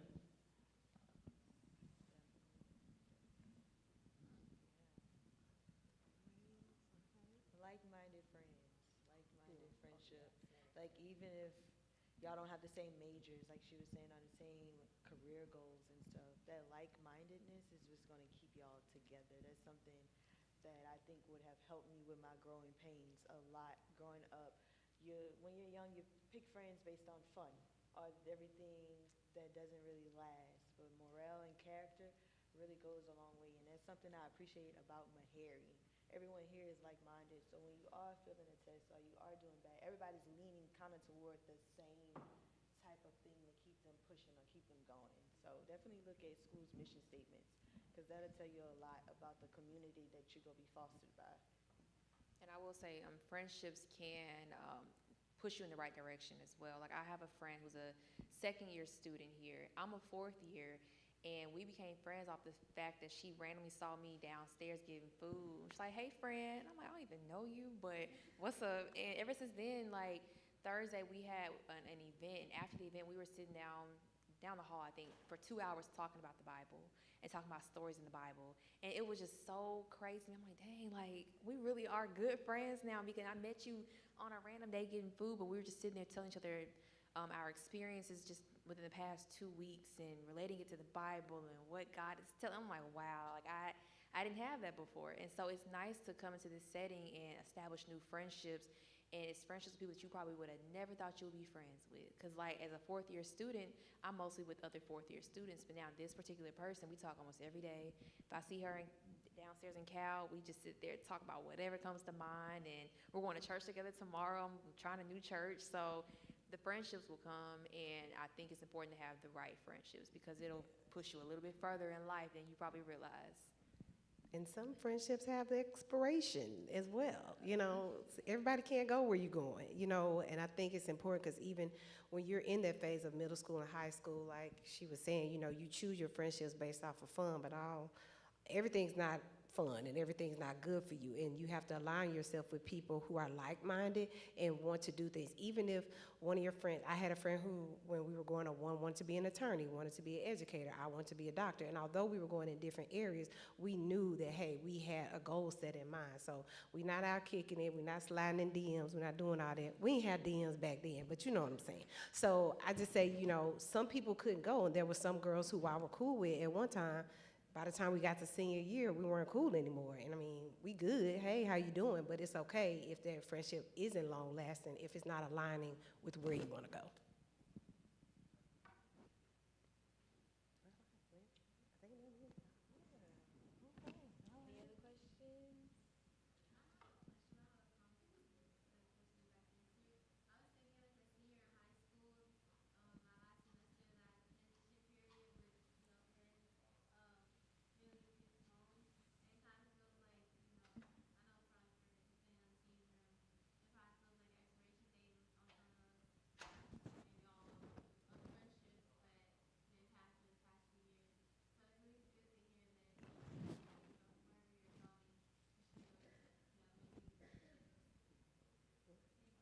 Any other questions? Thank you.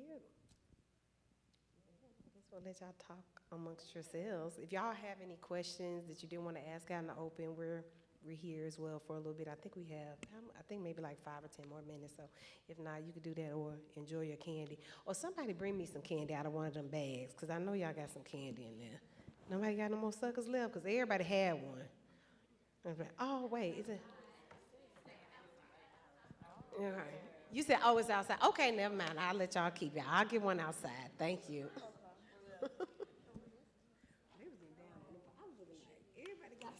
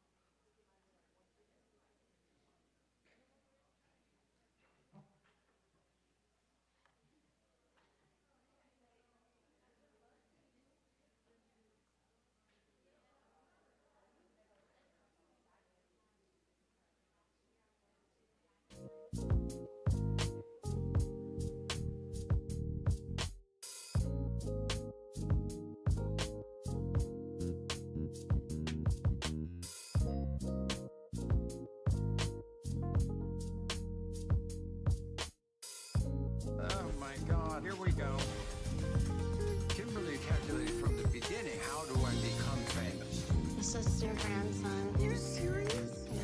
I don't know what it is with this generation. They're a tricky little crew.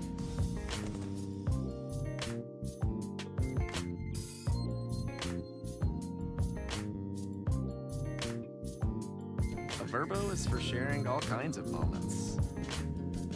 From post-concert bliss to pre-game hype. Because with a Verbo, it's always just you, your people, and no one else.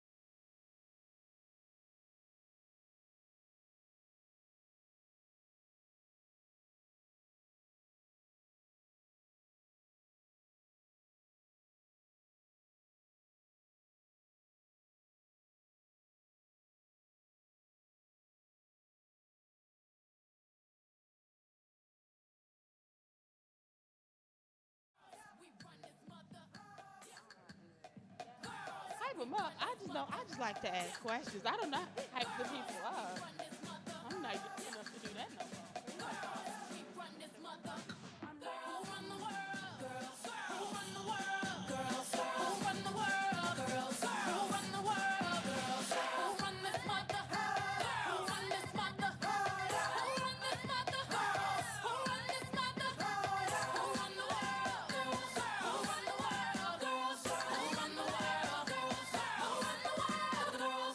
Some of them men think they freak this like we do, but no, they don't. Make your check come at their neck. Disrespect us, no, they won't. Boy, don't even try to touch this. Boy, this beat is crazy.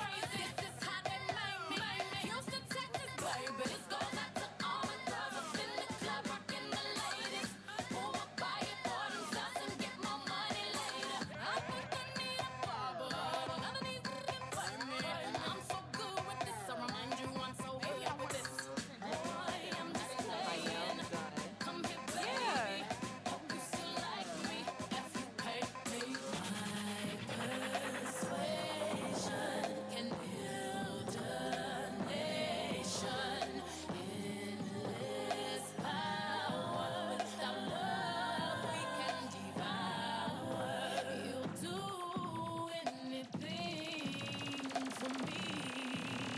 Who run the world? Girls. Who run the world? Girls. Who run the world? Girls. Who run the world? Girls. Who run the world? Girls. Who run this mother? Who run this mother? Who run this mother? Who run this mother? Who run the world? Who run the world? Girls. Who run the world? Who run the world? It's hot up in here, DJ. Don't be scared to run this back. I'm rapping for the girls who are taking over the world. Happy raise a glass for the college grads. 41 rolling to let you know what time it is. Check. You can't hold me. I work my 9 to 5, gotta cut my check. This goes up to all the women getting it in. You want your grind. To all the men that respect what I do, please accept my shine. Boy, you know you love it. How we smart enough to make these millions, strong enough to bear the children. Then get back to business. See, you better not play me. Oh, come here, baby. Hope you still like me. If you pay me, my persuasion can build a nation. Endless power. Without love, we can devour. You'll do anything for me. Who run the world? Girls. Who run the world? Girls. Who run the world? Girls. Who run the world? Girls. Who run the world? Girls. Who run this mother?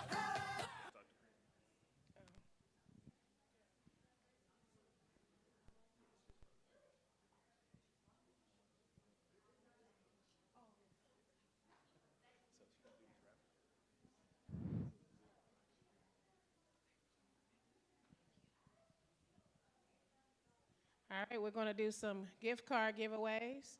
And make sure you stay. We have 2 laptops out during lunchtime, so 2 laptops.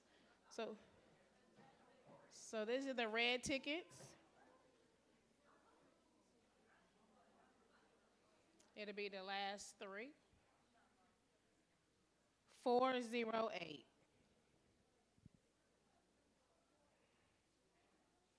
408, all right. All right, he has it.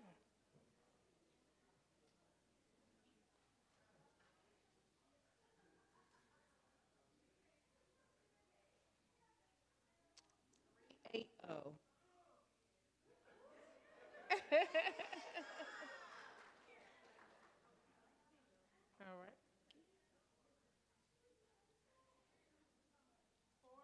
All right. 421.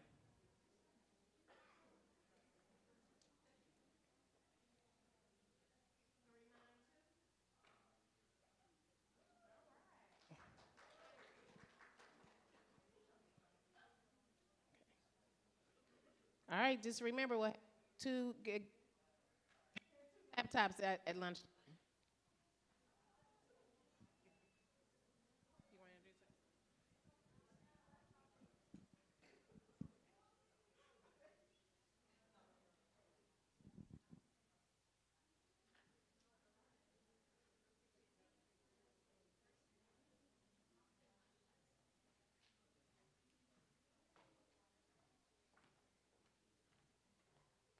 Hello, hello, ladies.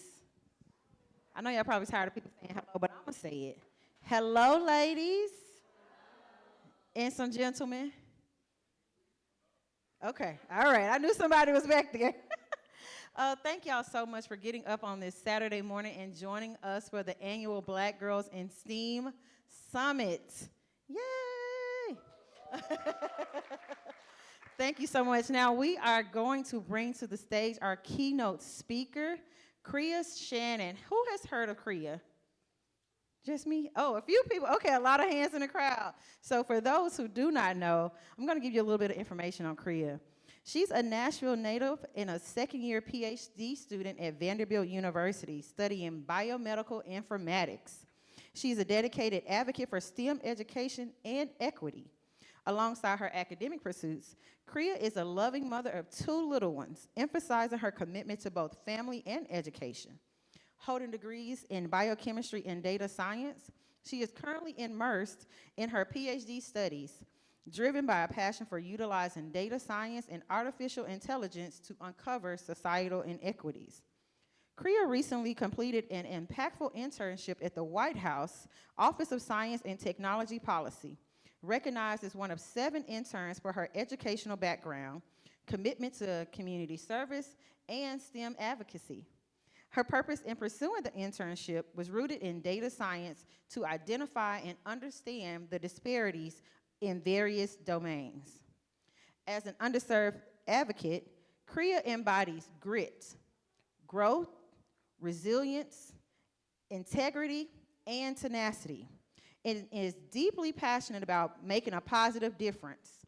Her commitment extends to authoring the children's book, S.T.E.A.M Inspires Me, designed to inspire, educate, and motivate children about STEM in a culturally diverse manner.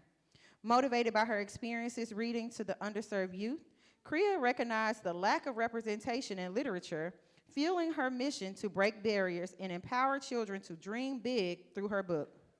Beyond her academic pursuits, writing, and advocacy, Kriya is the founder of Black Girls in Healthcare, addressing racial disparities in medicine and social determinants of health. As a conference speaker, Kriya Shannon brings not only academic expertise, but also a deep-seated commitment to using her love for STEM research, health, and medicine to affect positive change, removing barriers and creating a more inclusive future for her community and beyond. Would you guys please clap your hands together really, really loudly for Miss Kriya Shannon.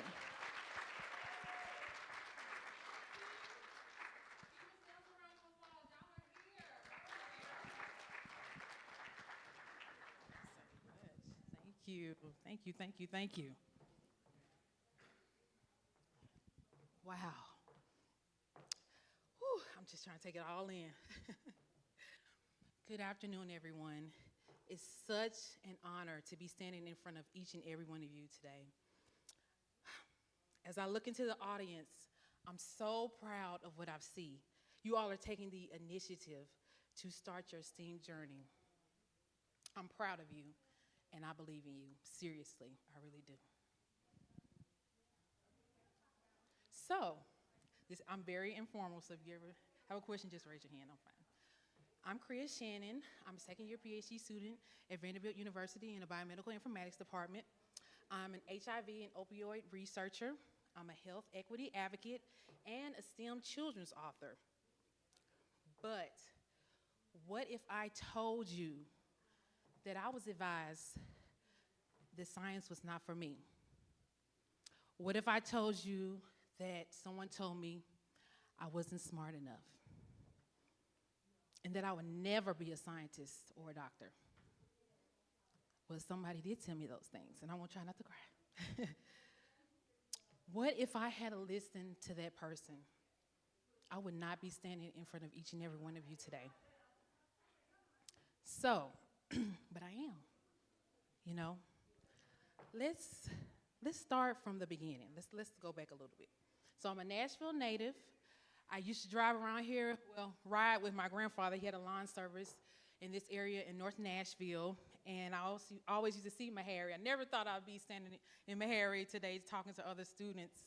And wow, I used to go to NSA, National School of the Arts. My art was African dance. I'm gonna get up here and do something for y'all real quick. And I used to sketch African clothing and make African sculptures. And so Nashville is my heart. And so my journey begins at MTSU. At MTSU, before I went to MTSU, I was at NSA, and I was a straight A student, remember that. At MTSU, I was a business administration major. I thought I was gonna become an investment banker. We're gonna keep it rolling. And work on Wall Street, making big money, y'all. I just knew I was gonna be rolling in some dough. But life happens. And so I started working as a pharmacy technician, and I started looking at some of the medications we were giving some of the patients, and looking at some of the chemicals, and I was very intrigued. I became very interested. I was like, what is this? Why are these structures like this? And so I decided to take a chance and take a chemistry class, and I loved it. I changed my major from business administration to biochemistry, and I took off. But again, like I said, life happens. So my journey in undergrad was not like most journeys. I didn't get to go to the parties or the games. I was working, literally working 2 and 3 jobs, from working in the pharmacy in the afternoons after class to working third shift, taking care of senior citizens. And mind you, I'm used to making straight A's. Trying to juggle a load in biochemistry as a biochemistry major, it was rough. I was passing, but it was rough. And I remember one day, I had a meeting with my advisor, and she was not very kind and welcoming. And she told me, looked me straight in my eyes and told me, you are not smart enough for this. This is not for you. Science is not for you. And you're just not gonna be a doctor. It's not gonna happen. You're not gonna be a scientist. Just give it up. I was devastated. I'll never forget that day. I called my mom. My mom, back there, I was boo-hooing, crying. And she told me, keep going. It's in you. You want this. It's within you. You have to just keep going. Find somebody who looks like you, who can work with you and make it happen. And I did just that. And this lady, I'm not gonna say who she is, but she's in here right now. She took me under her wing, and she pulled something out of me that I didn't even know existed in me. And I ended up graduating with a degree in biochemistry. I went on to work as an environmental chemist for 2 years. And while I was working full time, I went to TSU and majored in chemistry with a concentration in biochemistry, graduated with great grades. I went on to work at a forensic analytical certifying sciences company.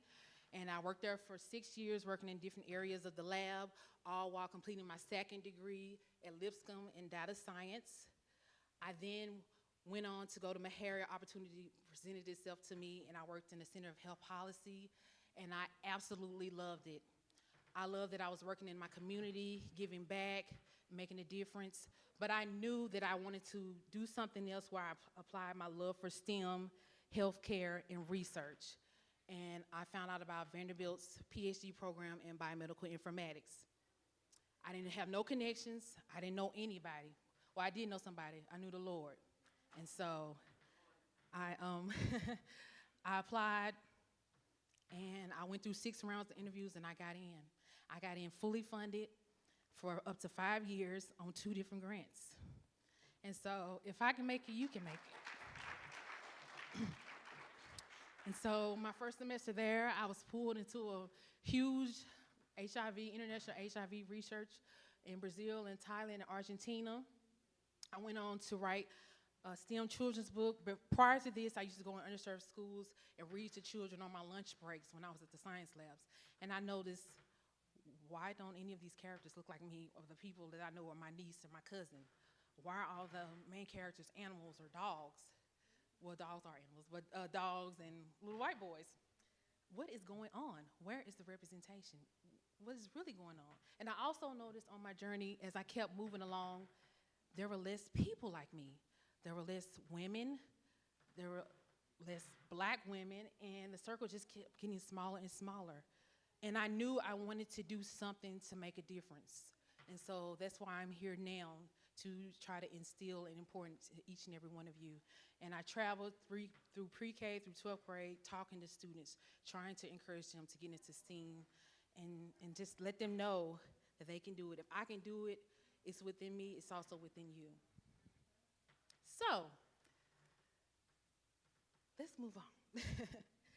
Why is STEAM even important? Anybody in the audience, why do you think STEAM is important? Anybody, parents, students, somebody give me an answer. The future, yes. I seen a hand.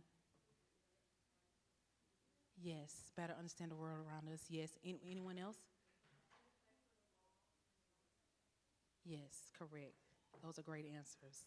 So here in this picture, I have a few more examples, but there's so many reasons why STEAM is important. In agriculture, it's important for sustainability and resilience for a prosperous future for farmers and food systems. Research sciences and labs, it plays a vital role for scientific progress in fostering innovation and addressing global challenges. And also, AI, artificial intelligence, is used in medical imaging and radiology to diagnose diseases such as cancer. And machine algorithms are using it to analyze medical data to identify different patterns and predict different things that affect drug discovery. So it's so important in so many ways. So here, I want to go ahead and just share some innovators in the field of STEAM. Does anybody know who this is? Have you ever seen her before? Valerie Thomas? Anybody? Well, let me tell you about her. In science, she is an innovator. She attended Morgan State University and earned a degree in physics. Her device made 3D pictures, and when we use our phones and tablets, she was a part of that. She did things to make the screen better for iPads and cell phones. So next time you're on your phone texting your friend or your boo or your significant other, remember, it was Valerie Thomas that played a part in that. Technology, Dr. Patricia Bath. She was an ophthalmologist. Some of you guys have on glasses. I'm sure some of you in here are wearing contacts. She created a special tool, a method to remove cataracts, which are the little cloudy spots in the eyes that make it hard to see. Thanks to her, people can see better and avoid losing their vision. Engineering, Yvonne Clark Young.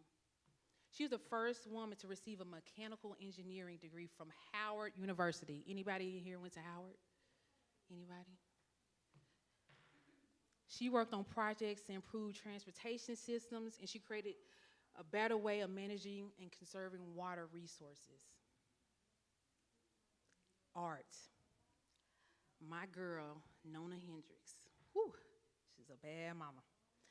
She was a musician, and she was driven by her constant push to create and re-envision her art and image by utilizing technology to invent her musical forms through her career. Y'all, she had a song called Space Children, and it was about Black futures, Superman comics, and quantum theory. So when you get a chance, look into her background. She's a pretty cool person. And then M, math. Annie Easley. Wow. Famous rocket scientist, mathematician. She contributed in so many ways in space. She initially started out as a human computer, performing math without calculations, using her brain to help NASA. So as you start your journey in STEAM and become an innovator, these are things that you need to think about. Think about the things that they have done. And now I'm going to share some more things on the upcoming slides that I think you should know, things I wish somebody had poured into me. I want you girls to do better, be better. So, connect your passions in STEAM. I mean, really think about that.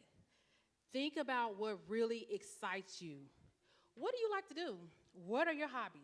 What are your interests? I know some of you were saying that you like to play video games, you like to draw, you like fashion. Look and learn how you can take your passion for painting and see how you can apply it to design, or take robotics and apply it to different technologies. You know, look at this photo. In this photo, the girl at the top left, she's a gamer. She loves gaming. Look into video game designing. Anybody here likes to draw or sketch on computer or when you're home? You do? Okay, I see you. Well, my girl right here, she took that passion and she became a medical illustrator. And now she makes a difference in representation and inclusion, education, and helps address disparities. Does anyone in here like bugs or insects? I'm not too fond of it, but. Well, my friend right here, he's an entomologist and a honeybee researcher. So he works with bugs all the time. So you just gotta really find what you like to do and just apply it to STEAM. Building confidence. It's so natural to encounter moments of self-doubt and failure. However, I've learned that I've had to push through firsthand through different challenges that I went through. Remember, practice makes permanent. You're not gonna get it the first time, you're not gonna get it the second time, just keep going, okay? You have to have a growth mindset. Instead of seeing setbacks as permanent roadblocks, just look at them as a way of learning and training yourself to just be better in the future. Believe in yourself. I can't stress that enough. Believe in yourself. Believe in yourself. Every morning, do this. Look in the mirror and say to yourself, I believe in you. And I know y'all thinking like, why do I need to? I believe in you. Look at yourself in the mirror. I believe in you. And really mean it. Like really believe it. Because anybody can say they believe in you, but the next moment they can be like, I don't believe in you. Then what? You have to believe in you. Believe in yourself. It's essential. Remember to nourish and nurture your confidence and approach the challenges with confidence and resilience. Nurture your curiosity. Try new things. Find hands-on experiences. Get into coding clubs, STEAM camps. Try learning a different computer language, Python or R. Visit STEAM labs. Go to conferences. A lot of times people don't know, but schools will cover conferences. If you sign up to be a participant and help out in a room, they'll pay your conference fee. If you want to go into medicine, start shadowing doctors now. Apply to internships and fellowships. Get involved in medical research. Go on mission trips. Find out who's involved in your cultural affairs office. A lot of times those trips can be free and you're building your resume as you go along. Remember that. Be proactive in what you're doing. And when you're doing this, keep a notepad or just something, write down the person's name, the date you met, a little thing about them so that you can remember. Curiosity is the key to exploration and discovery. Stay curious. Never stop learning. Mentorship magic. Whew. It's essential to seek out inspiring role models because their experiences and insights can serve as valuable guidance. And remember, mentorship is not passive. You have to be active in your approach. Be engaged. Be willing to seek advice and ask questions. Mentorship is like magic because it has the power to inspire, guide, and empower girls as yourself. By seeking out mentors, being proactive, setting goals, and embracing challenges, you can unlock your full potential. It's there. Unlock it. Community. Wow. Community. This is a really huge one. Communities provide a network of like-minded individuals who offer guidance and encouragement and resources to help you thrive. When I was at MTSU in undergrad, my community was a program called S.T.E.A.M. When I was at TSU getting my first master's, my community were my classmates. We were together, okay? If one of us understood it and the other one didn't, nobody understood it. We worked as a team. We were gonna cross that line for graduation together. You find your community, okay? While I'm at Vanderbilt, my community is IMSD and OB GAPS, which is for African American students at Vanderbilt. Supportive communities and organizations serve a valuable resource. I remember working while I was at the White House. I met a lady, her name was Dr. Peggy G. Carter. She was the commissioner for the National Center for Education Statistics. She told me this. She said, Kriya, know who's in your cabinet. It defines you and what you're thinking and where you're gonna go. She was like, never be the smartest person in your friend group. I didn't understand what she was saying at the time, but I get it now. You want people, surround yourself with people who are gonna motivate you, who are gonna really push you for the best. So remember that.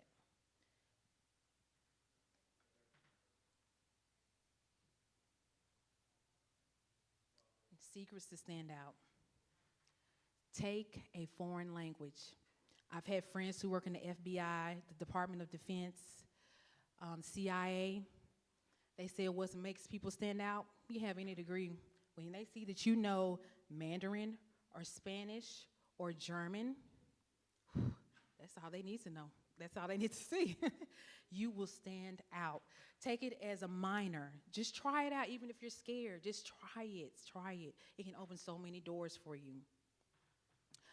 Be intentional about your relationships. Go to campus events. Participate in research. Use those office hours. You're paying the tuition. Use those office hours. If a teacher sees that you're really wanting to make change and learn, they will take you under their wing and guide you. And sometimes they can ask you the papers, get your name out there. Again, you're building your resume. And closed mouths don't get fed, so just ask.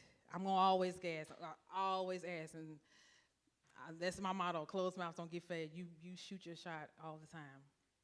Don't let imposter syndrome or anybody stop you or trick you out of your element. What if I had to let that lady at the beginning that I mentioned stop me?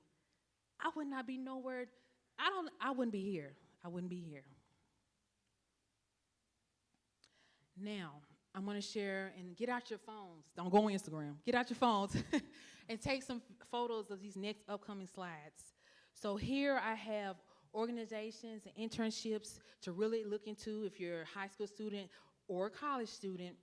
They are paid internships. Department of Justice, Department of Transportation, White House Office of Science and Technology Policy, RAND, that's the program that I'm applying to right now as a fellowship, and hopefully, Lord's willing, I get accepted. I can work this summer in San Diego, DC, or Boston. AAAS for African American students, FBI. You thinking like, oh, I can't teach this. Yes, you can. Yes, you can. The positions are available. Apply for them. 30 STEAM scholarship opportunities for high school girls and college students. Please take a photo of this. Google these, look them up, see the requirements. If somebody in here needs a letter of recommendation, connect with me. We can have a conversation. I can help you out. Share this. Don't just keep it. Share it with your friends. Share it with others. It's room at the table for everybody to be successful. College orgs for girls in STEAM. Make sure you go out there and connect. Make connections, please. It's so important. Sometimes it's not what you know, but who you know will open the door. Postdoctoral STEM fellowships. I had to throw that in there just in case there was somebody in here. But these are really great fellowships. These are paid fellowships that pay well. So, networking. I'm always on social media. I do science communication on social media, TikTok, YouTube, Instagram, Facebook, LinkedIn. Social media is so powerful. I cannot stress it enough. I know y'all like to go in there and play with your friends and stuff, but use it to your advantage. It's free. Use it to your advantage, especially TikTok. That's how I actually found out about the White House internship. I saw a girl on there, and she was doing a TikTok about her experience working in the White House. And I was like, I don't know anybody, but I'm going to apply anyway. And I heard back 2 months later. Interview process was really easy. It was just 2 interviews, and I got in. Of course, they had to vet my whole family for me to start, but I got in. And so even if you're on LinkedIn and you don't even know what to say, I have a little blurb right here for you. Hello, Dr. Johnson. I'm Korea Shannon. I'm a STEM and health underserved advocate. I'm currently a biomedical informatics PhD student at Vanderbilt University, passionate about health informatics. I came across your page and I would love to connect. 7 out of 10 times, they normally will connect with me, and then I'll send another message and just follow up and just start building. I've had opportunities for speaking engagements, paid speaking engagements, scholarships, networking events, and so much more. I've connected with people from Sesame Street to a few other organizations that we're still trying to work some things through. LinkedIn, they told me they saw my social media. The White House, they told me they saw how I was doing things to help the underserved community, reading to kids, teaching kids about STEM education. They saw this. They got hundreds of applications, but that is what made me stand out. I was one of 7 selected, one of 7, and I was selected. So use it to your advantage. Diversity and inclusion in STEM. It's important to embrace diversity. Diversity enriches our perspectives, fosters creativity, and drives innovation. It's essential to create inclusive spaces where everyone feels welcome and respected. Celebrating diversity and inclusion is essential for making everything more equitable and innovative in a vibrant STEAM community. Now, before I go, again, it's okay to fail. I have failed numerous of times. It's okay. You fail forward. Do better next time. Learn from it. You'll be better. Okay, do better. Just keep going. And when you are successful, you mentor other girls. You go back into those communities and teach them and pull them up. Don't just, what good would it be if everybody in this room was successful, but we didn't help somebody else up? Uplift them, and motivate them. To me, it would be in vain. So give back and uplift. Always have an attitude of gratitude. You don't know who you're gonna come across. You don't know. You treat the person at the door the same way you treat the president or whoever, the CEO. Show respect because you never know when you run back into them. Always continue to learn. Always continue to learn. Fire up those brain cells and dream big. Now, I'm still dreaming. When I say dream big is not just for the kiddos. It's for everybody, the adults as well. So I just want to share some of my future goals. One day I would like to take start a program called Unlocking the Potential to help youth whose parents are incarcerated so that they can get STEM education. One day I'm actually studying for the MCAT. I'm planning on transitioning into Vanderbilt's. Right now I'm in the PhD program, but I want to transition into the MD PhD program. I would like to go back once I graduate and work in policy research, maybe working as a STEM policy advisor. And I also would like to be a college professor teaching about health disparities and teaching coding classes and teaching about health policy, especially at a HBCU. I would love to do that. And this year, I'm working on my second children's book, and it's coming out, and it's actually catered to boys, especially boys of color, black boys, so that they see themselves in STEM and healthcare.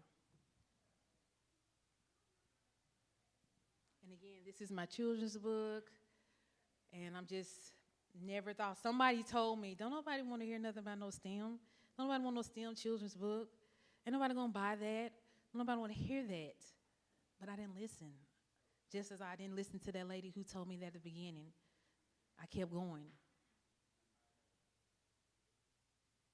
So if anybody wants to contact me, this is my IG, and that's my website. And I'm also the founder and CEO of We Are Medicine, where I share different STEM health, professionals, children's books, careers. I'm also the founder and CEO of Black Girls in Healthcare. I'm always trying to push different videos showing Black women in health and medicine. And before I go, I always share this story because personal to me. This is Asia Cottonham. Asia she loves STEM. She wanted to be a pediatrician. She wanted to go to an HBCU and become a doctor.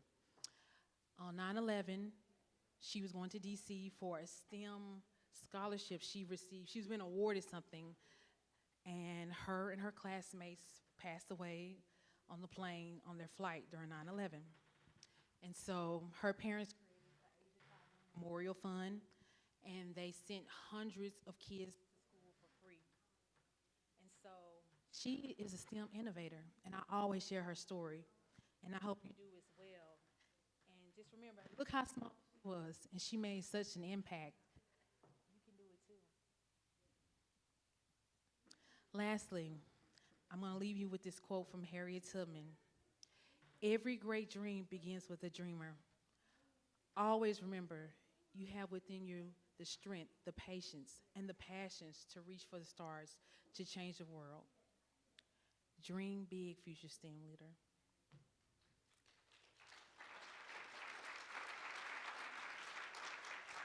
Thank you. Before I go, I would also just like to thank the faculty and staff of Meharry Medical College. I would like to thank the Bridge to Success family. When I worked here, I was working for Bridge, Dr. Samuels. Dr. Samuels, he's not here, but he told me one of the things that made me stand out on my resume, I had at the very bottom in the bullet point, I said, I have grit. And he said, that is what made me pull your resume and interview you. So I always remember that. But thank you, Dr. Samuels. And also thank you to Dr. Todd Gary in the SACS department here at Meharry. When I told you about building connections, Dr. Todd Gary, he was my professor at Lipscomb, my data science professor, and we connected very well. Till this day, I have his cell phone number. If I need a letter of recommendation for anything, he'll write it for me. He always lets me come back and speak to his students here at Meharry. And so I'm thankful for that. And I'm also want to thank Adventure Science Center. I partnered with them, and they gave me tickets for everybody here to get free passes. So when you're in the hallway, please make sure you go out there and meet me. I want to meet y'all, and give y'all your tickets. And also, my parents, my mom is here. Thank you, Mama. And my little niece, Nadia. She's going to come up here in a minute. And so my parents, they instilled in me at a young age. They used to make me always go out to hospitals to sing and nursing homes every week. But at the time, I didn't understand why, but I know now. And lastly, I want to thank the person who told me science is not for you. Because apparently, she wasn't all right. And so here I am. So remember that. STEAM is everywhere. And so I have a few bags I want to give out. So Nadia, come up here for a second. I have 4 bags. This is my niece. Since she was 2, she wanted to stay right here, Nadia. She said she's going to be a scientist. Say hello. Hi. No, say hello. Hi. So, can someone tell me about a hidden figure that I did not mention today? Anybody? Can you say it loud so everybody can hear you? Like somebody who works in STEM? Yeah, in STEM. Any hidden figure that we may not know of? Katherine Johnson, she was mathematics who worked at NASA. She was one of the first black women to work in the math program at NASA. Yes, great. She said Katherine Johnson, hidden figures. Yes. Go give her bag. Go give her bag. All right. I need one more person. Tell me some. Oh, you got your hand up.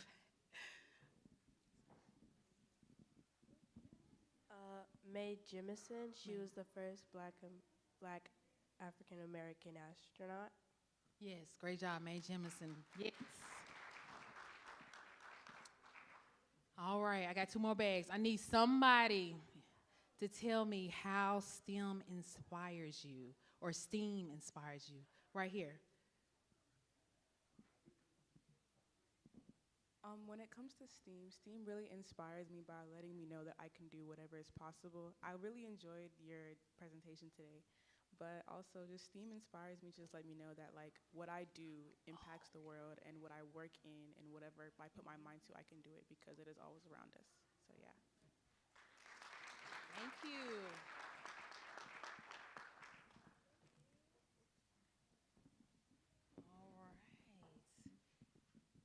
one more question. Who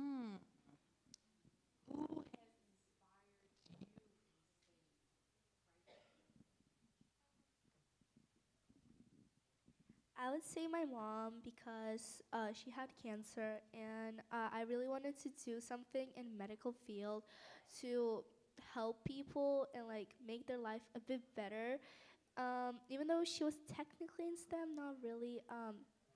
She was working in bank, and I kind of want to like be in operation room and like help my patients so they won't feel pain while like surgeons are trying to help them. So I would say my mom.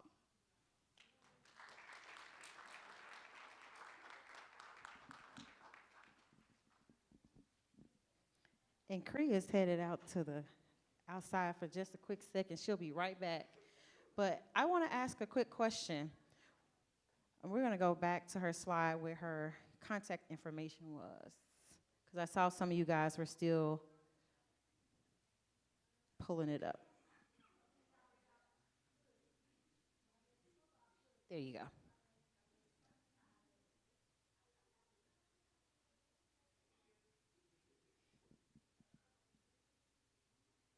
Did everyone get it?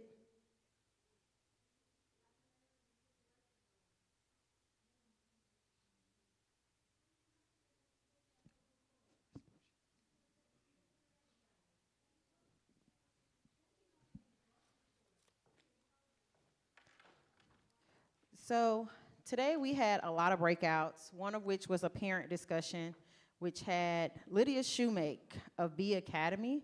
Would you please come to the stage? Ooh. Lydia has created a school for girls, a STEM culturally focused school for girls. So that's the hand clap right there. We want to support things that are pouring into our young students as much as possible. As we know, Kriya is an author, and so a gift from Meharry to B Academy to kick off your library is that we want to donate 10 books of Kriya's to your library.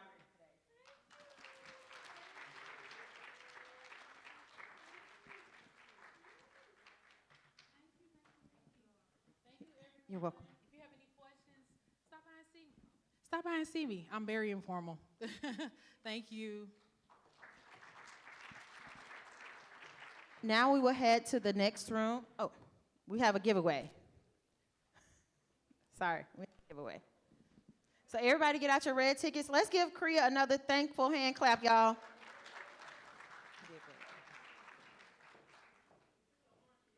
Oh, it's the orange tickets. Y'all get out your orange tickets. Sorry.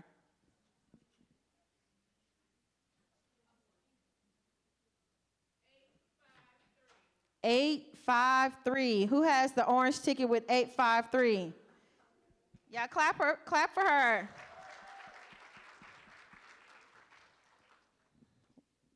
Another orange ticket. 879. Clap for her, guys.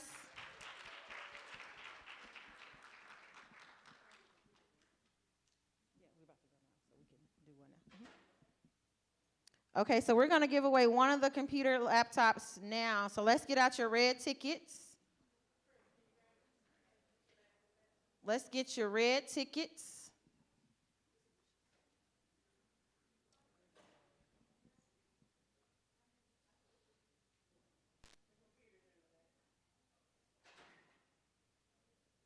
Does everyone have their red tickets out?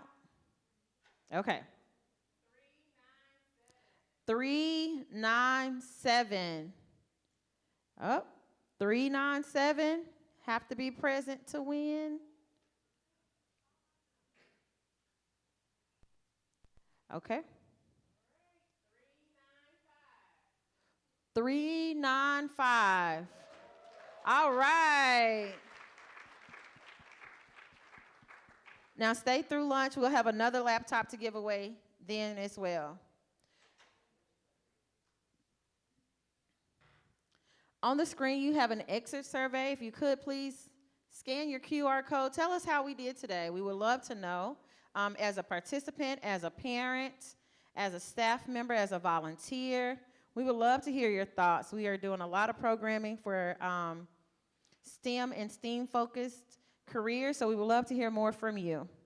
And once you've done your survey, you're welcome to go next door to lunch. Oh, and it should be on the screens in here too. Yeah, okay. So if you guys want to move next door, that's where the lunches are held.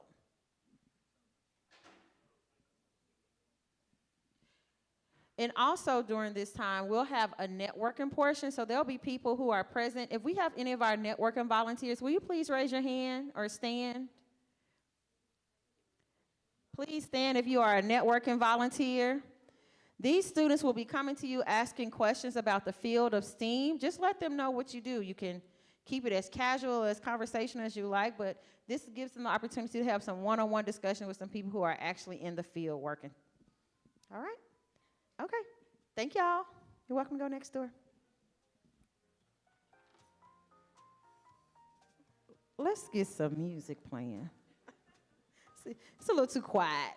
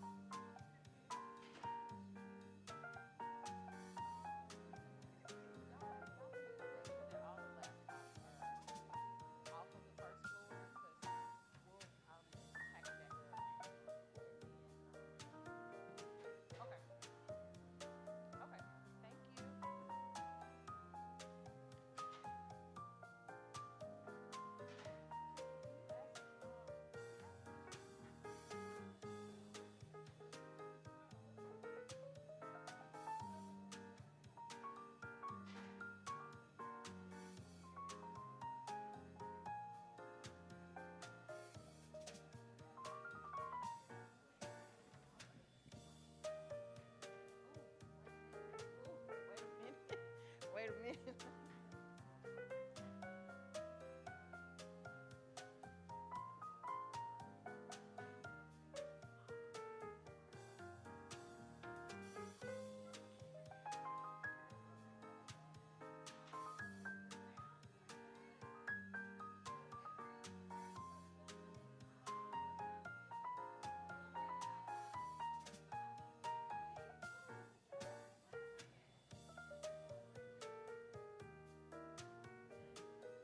Ladies, ladies, ladies, as you are grabbing your lunches, if you want to talk to somebody about your day, feel free to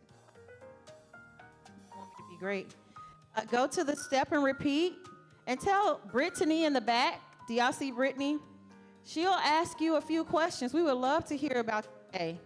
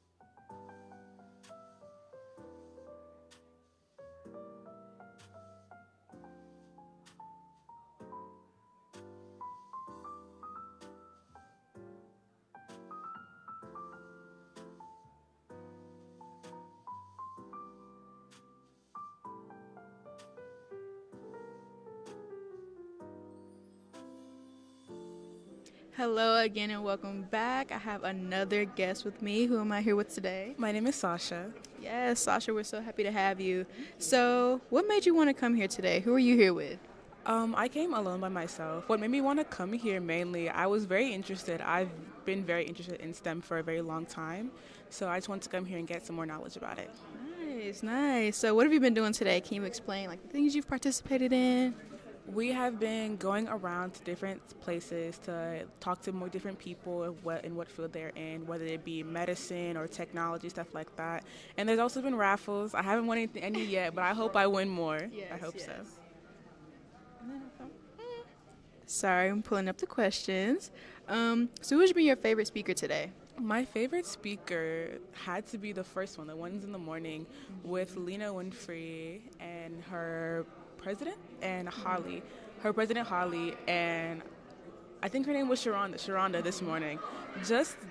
I feel like their like summit was a lot different, if that makes sense. Like I felt very connected with them. Not that I wasn't connected to everyone else. Right.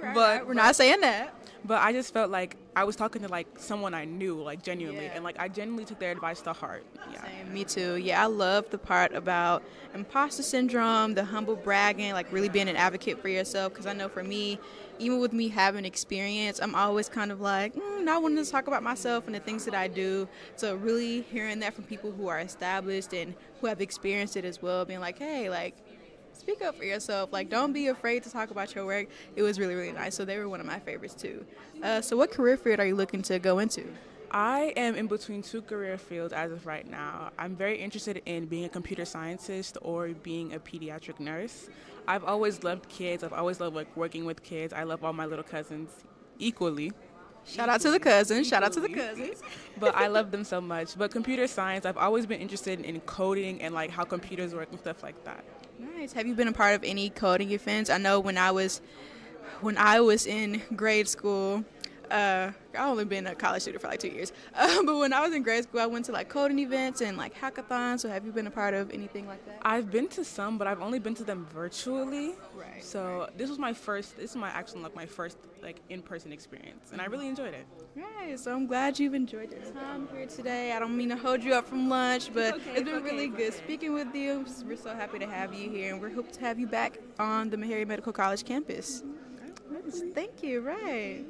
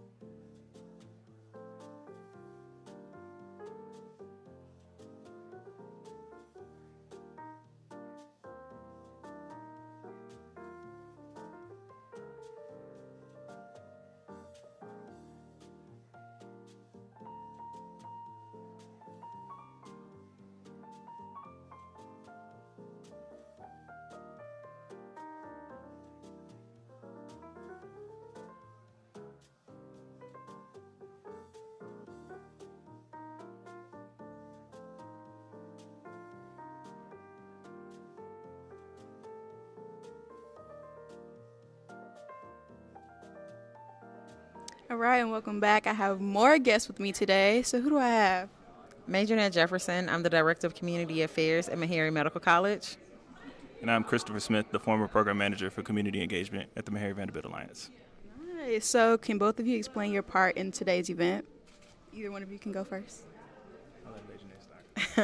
So we are the partners. We represent our respective organizations in creating this event.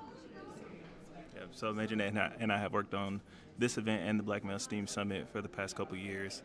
And we both work very closely to think about how we organize this event, who we want to be able to reach, and how we're going to do that.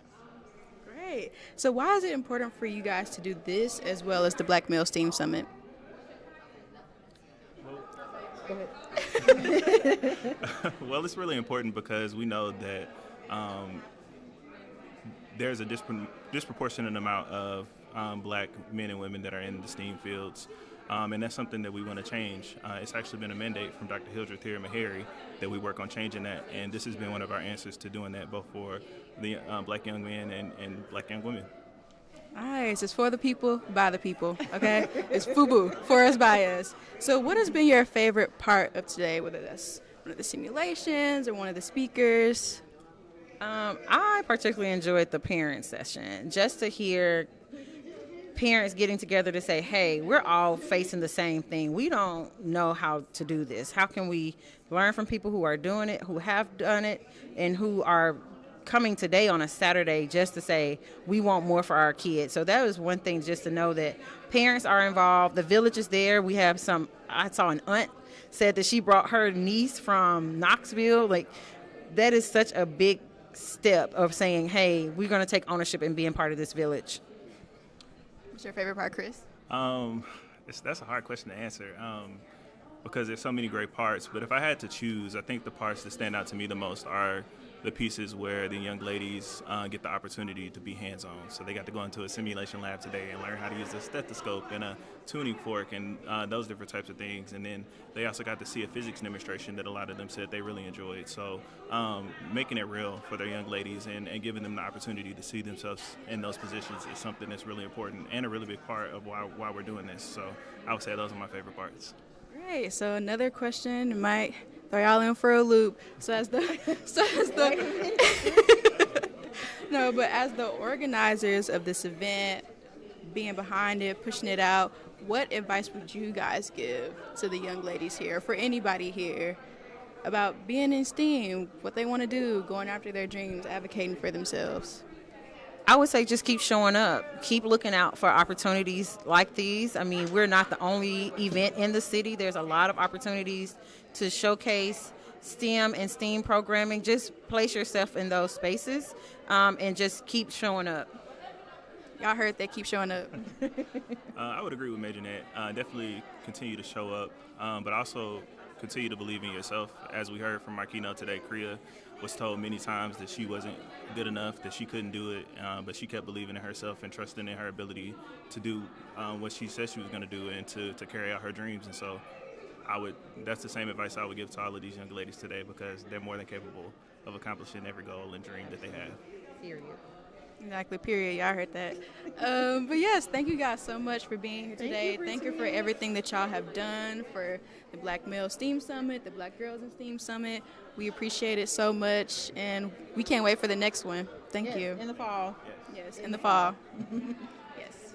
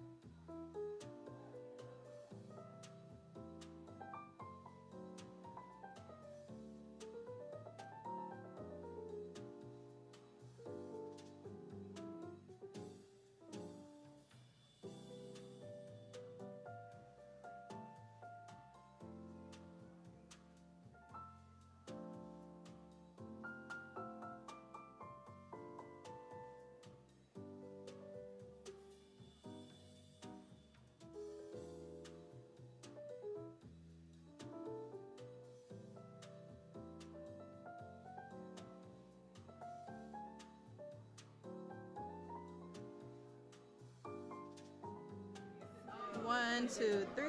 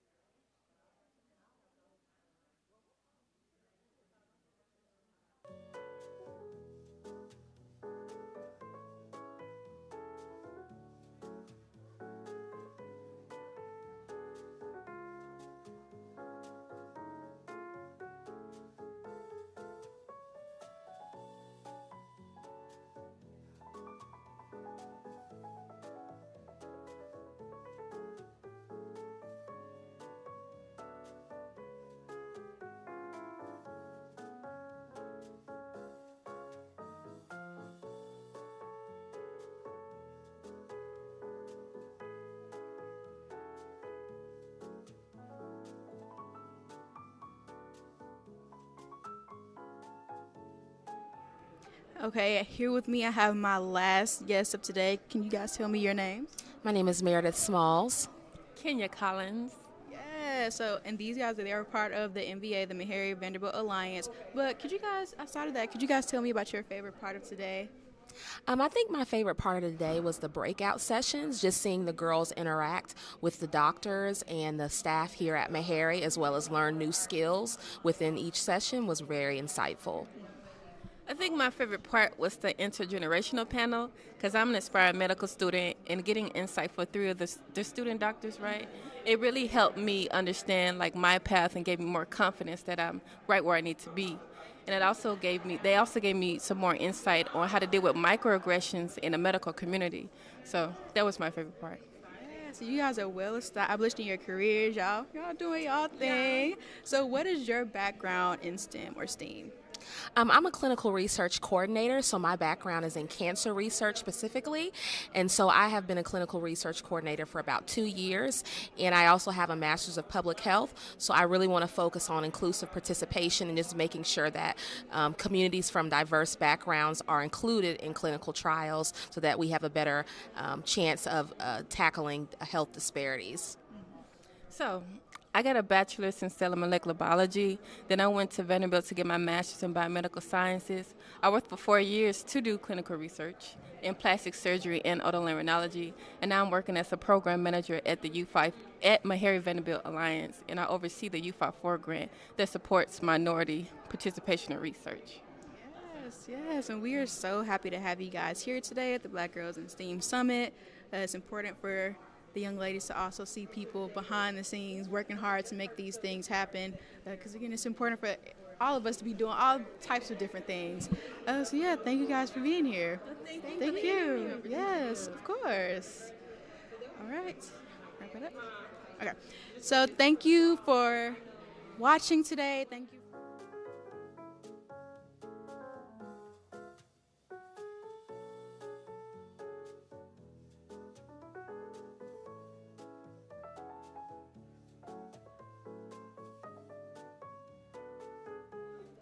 So thank you guys for watching today. Thank you for virtually being a part of the Black Girls in STEAM Summit. We appreciate all of the support, whether you're in person or at home.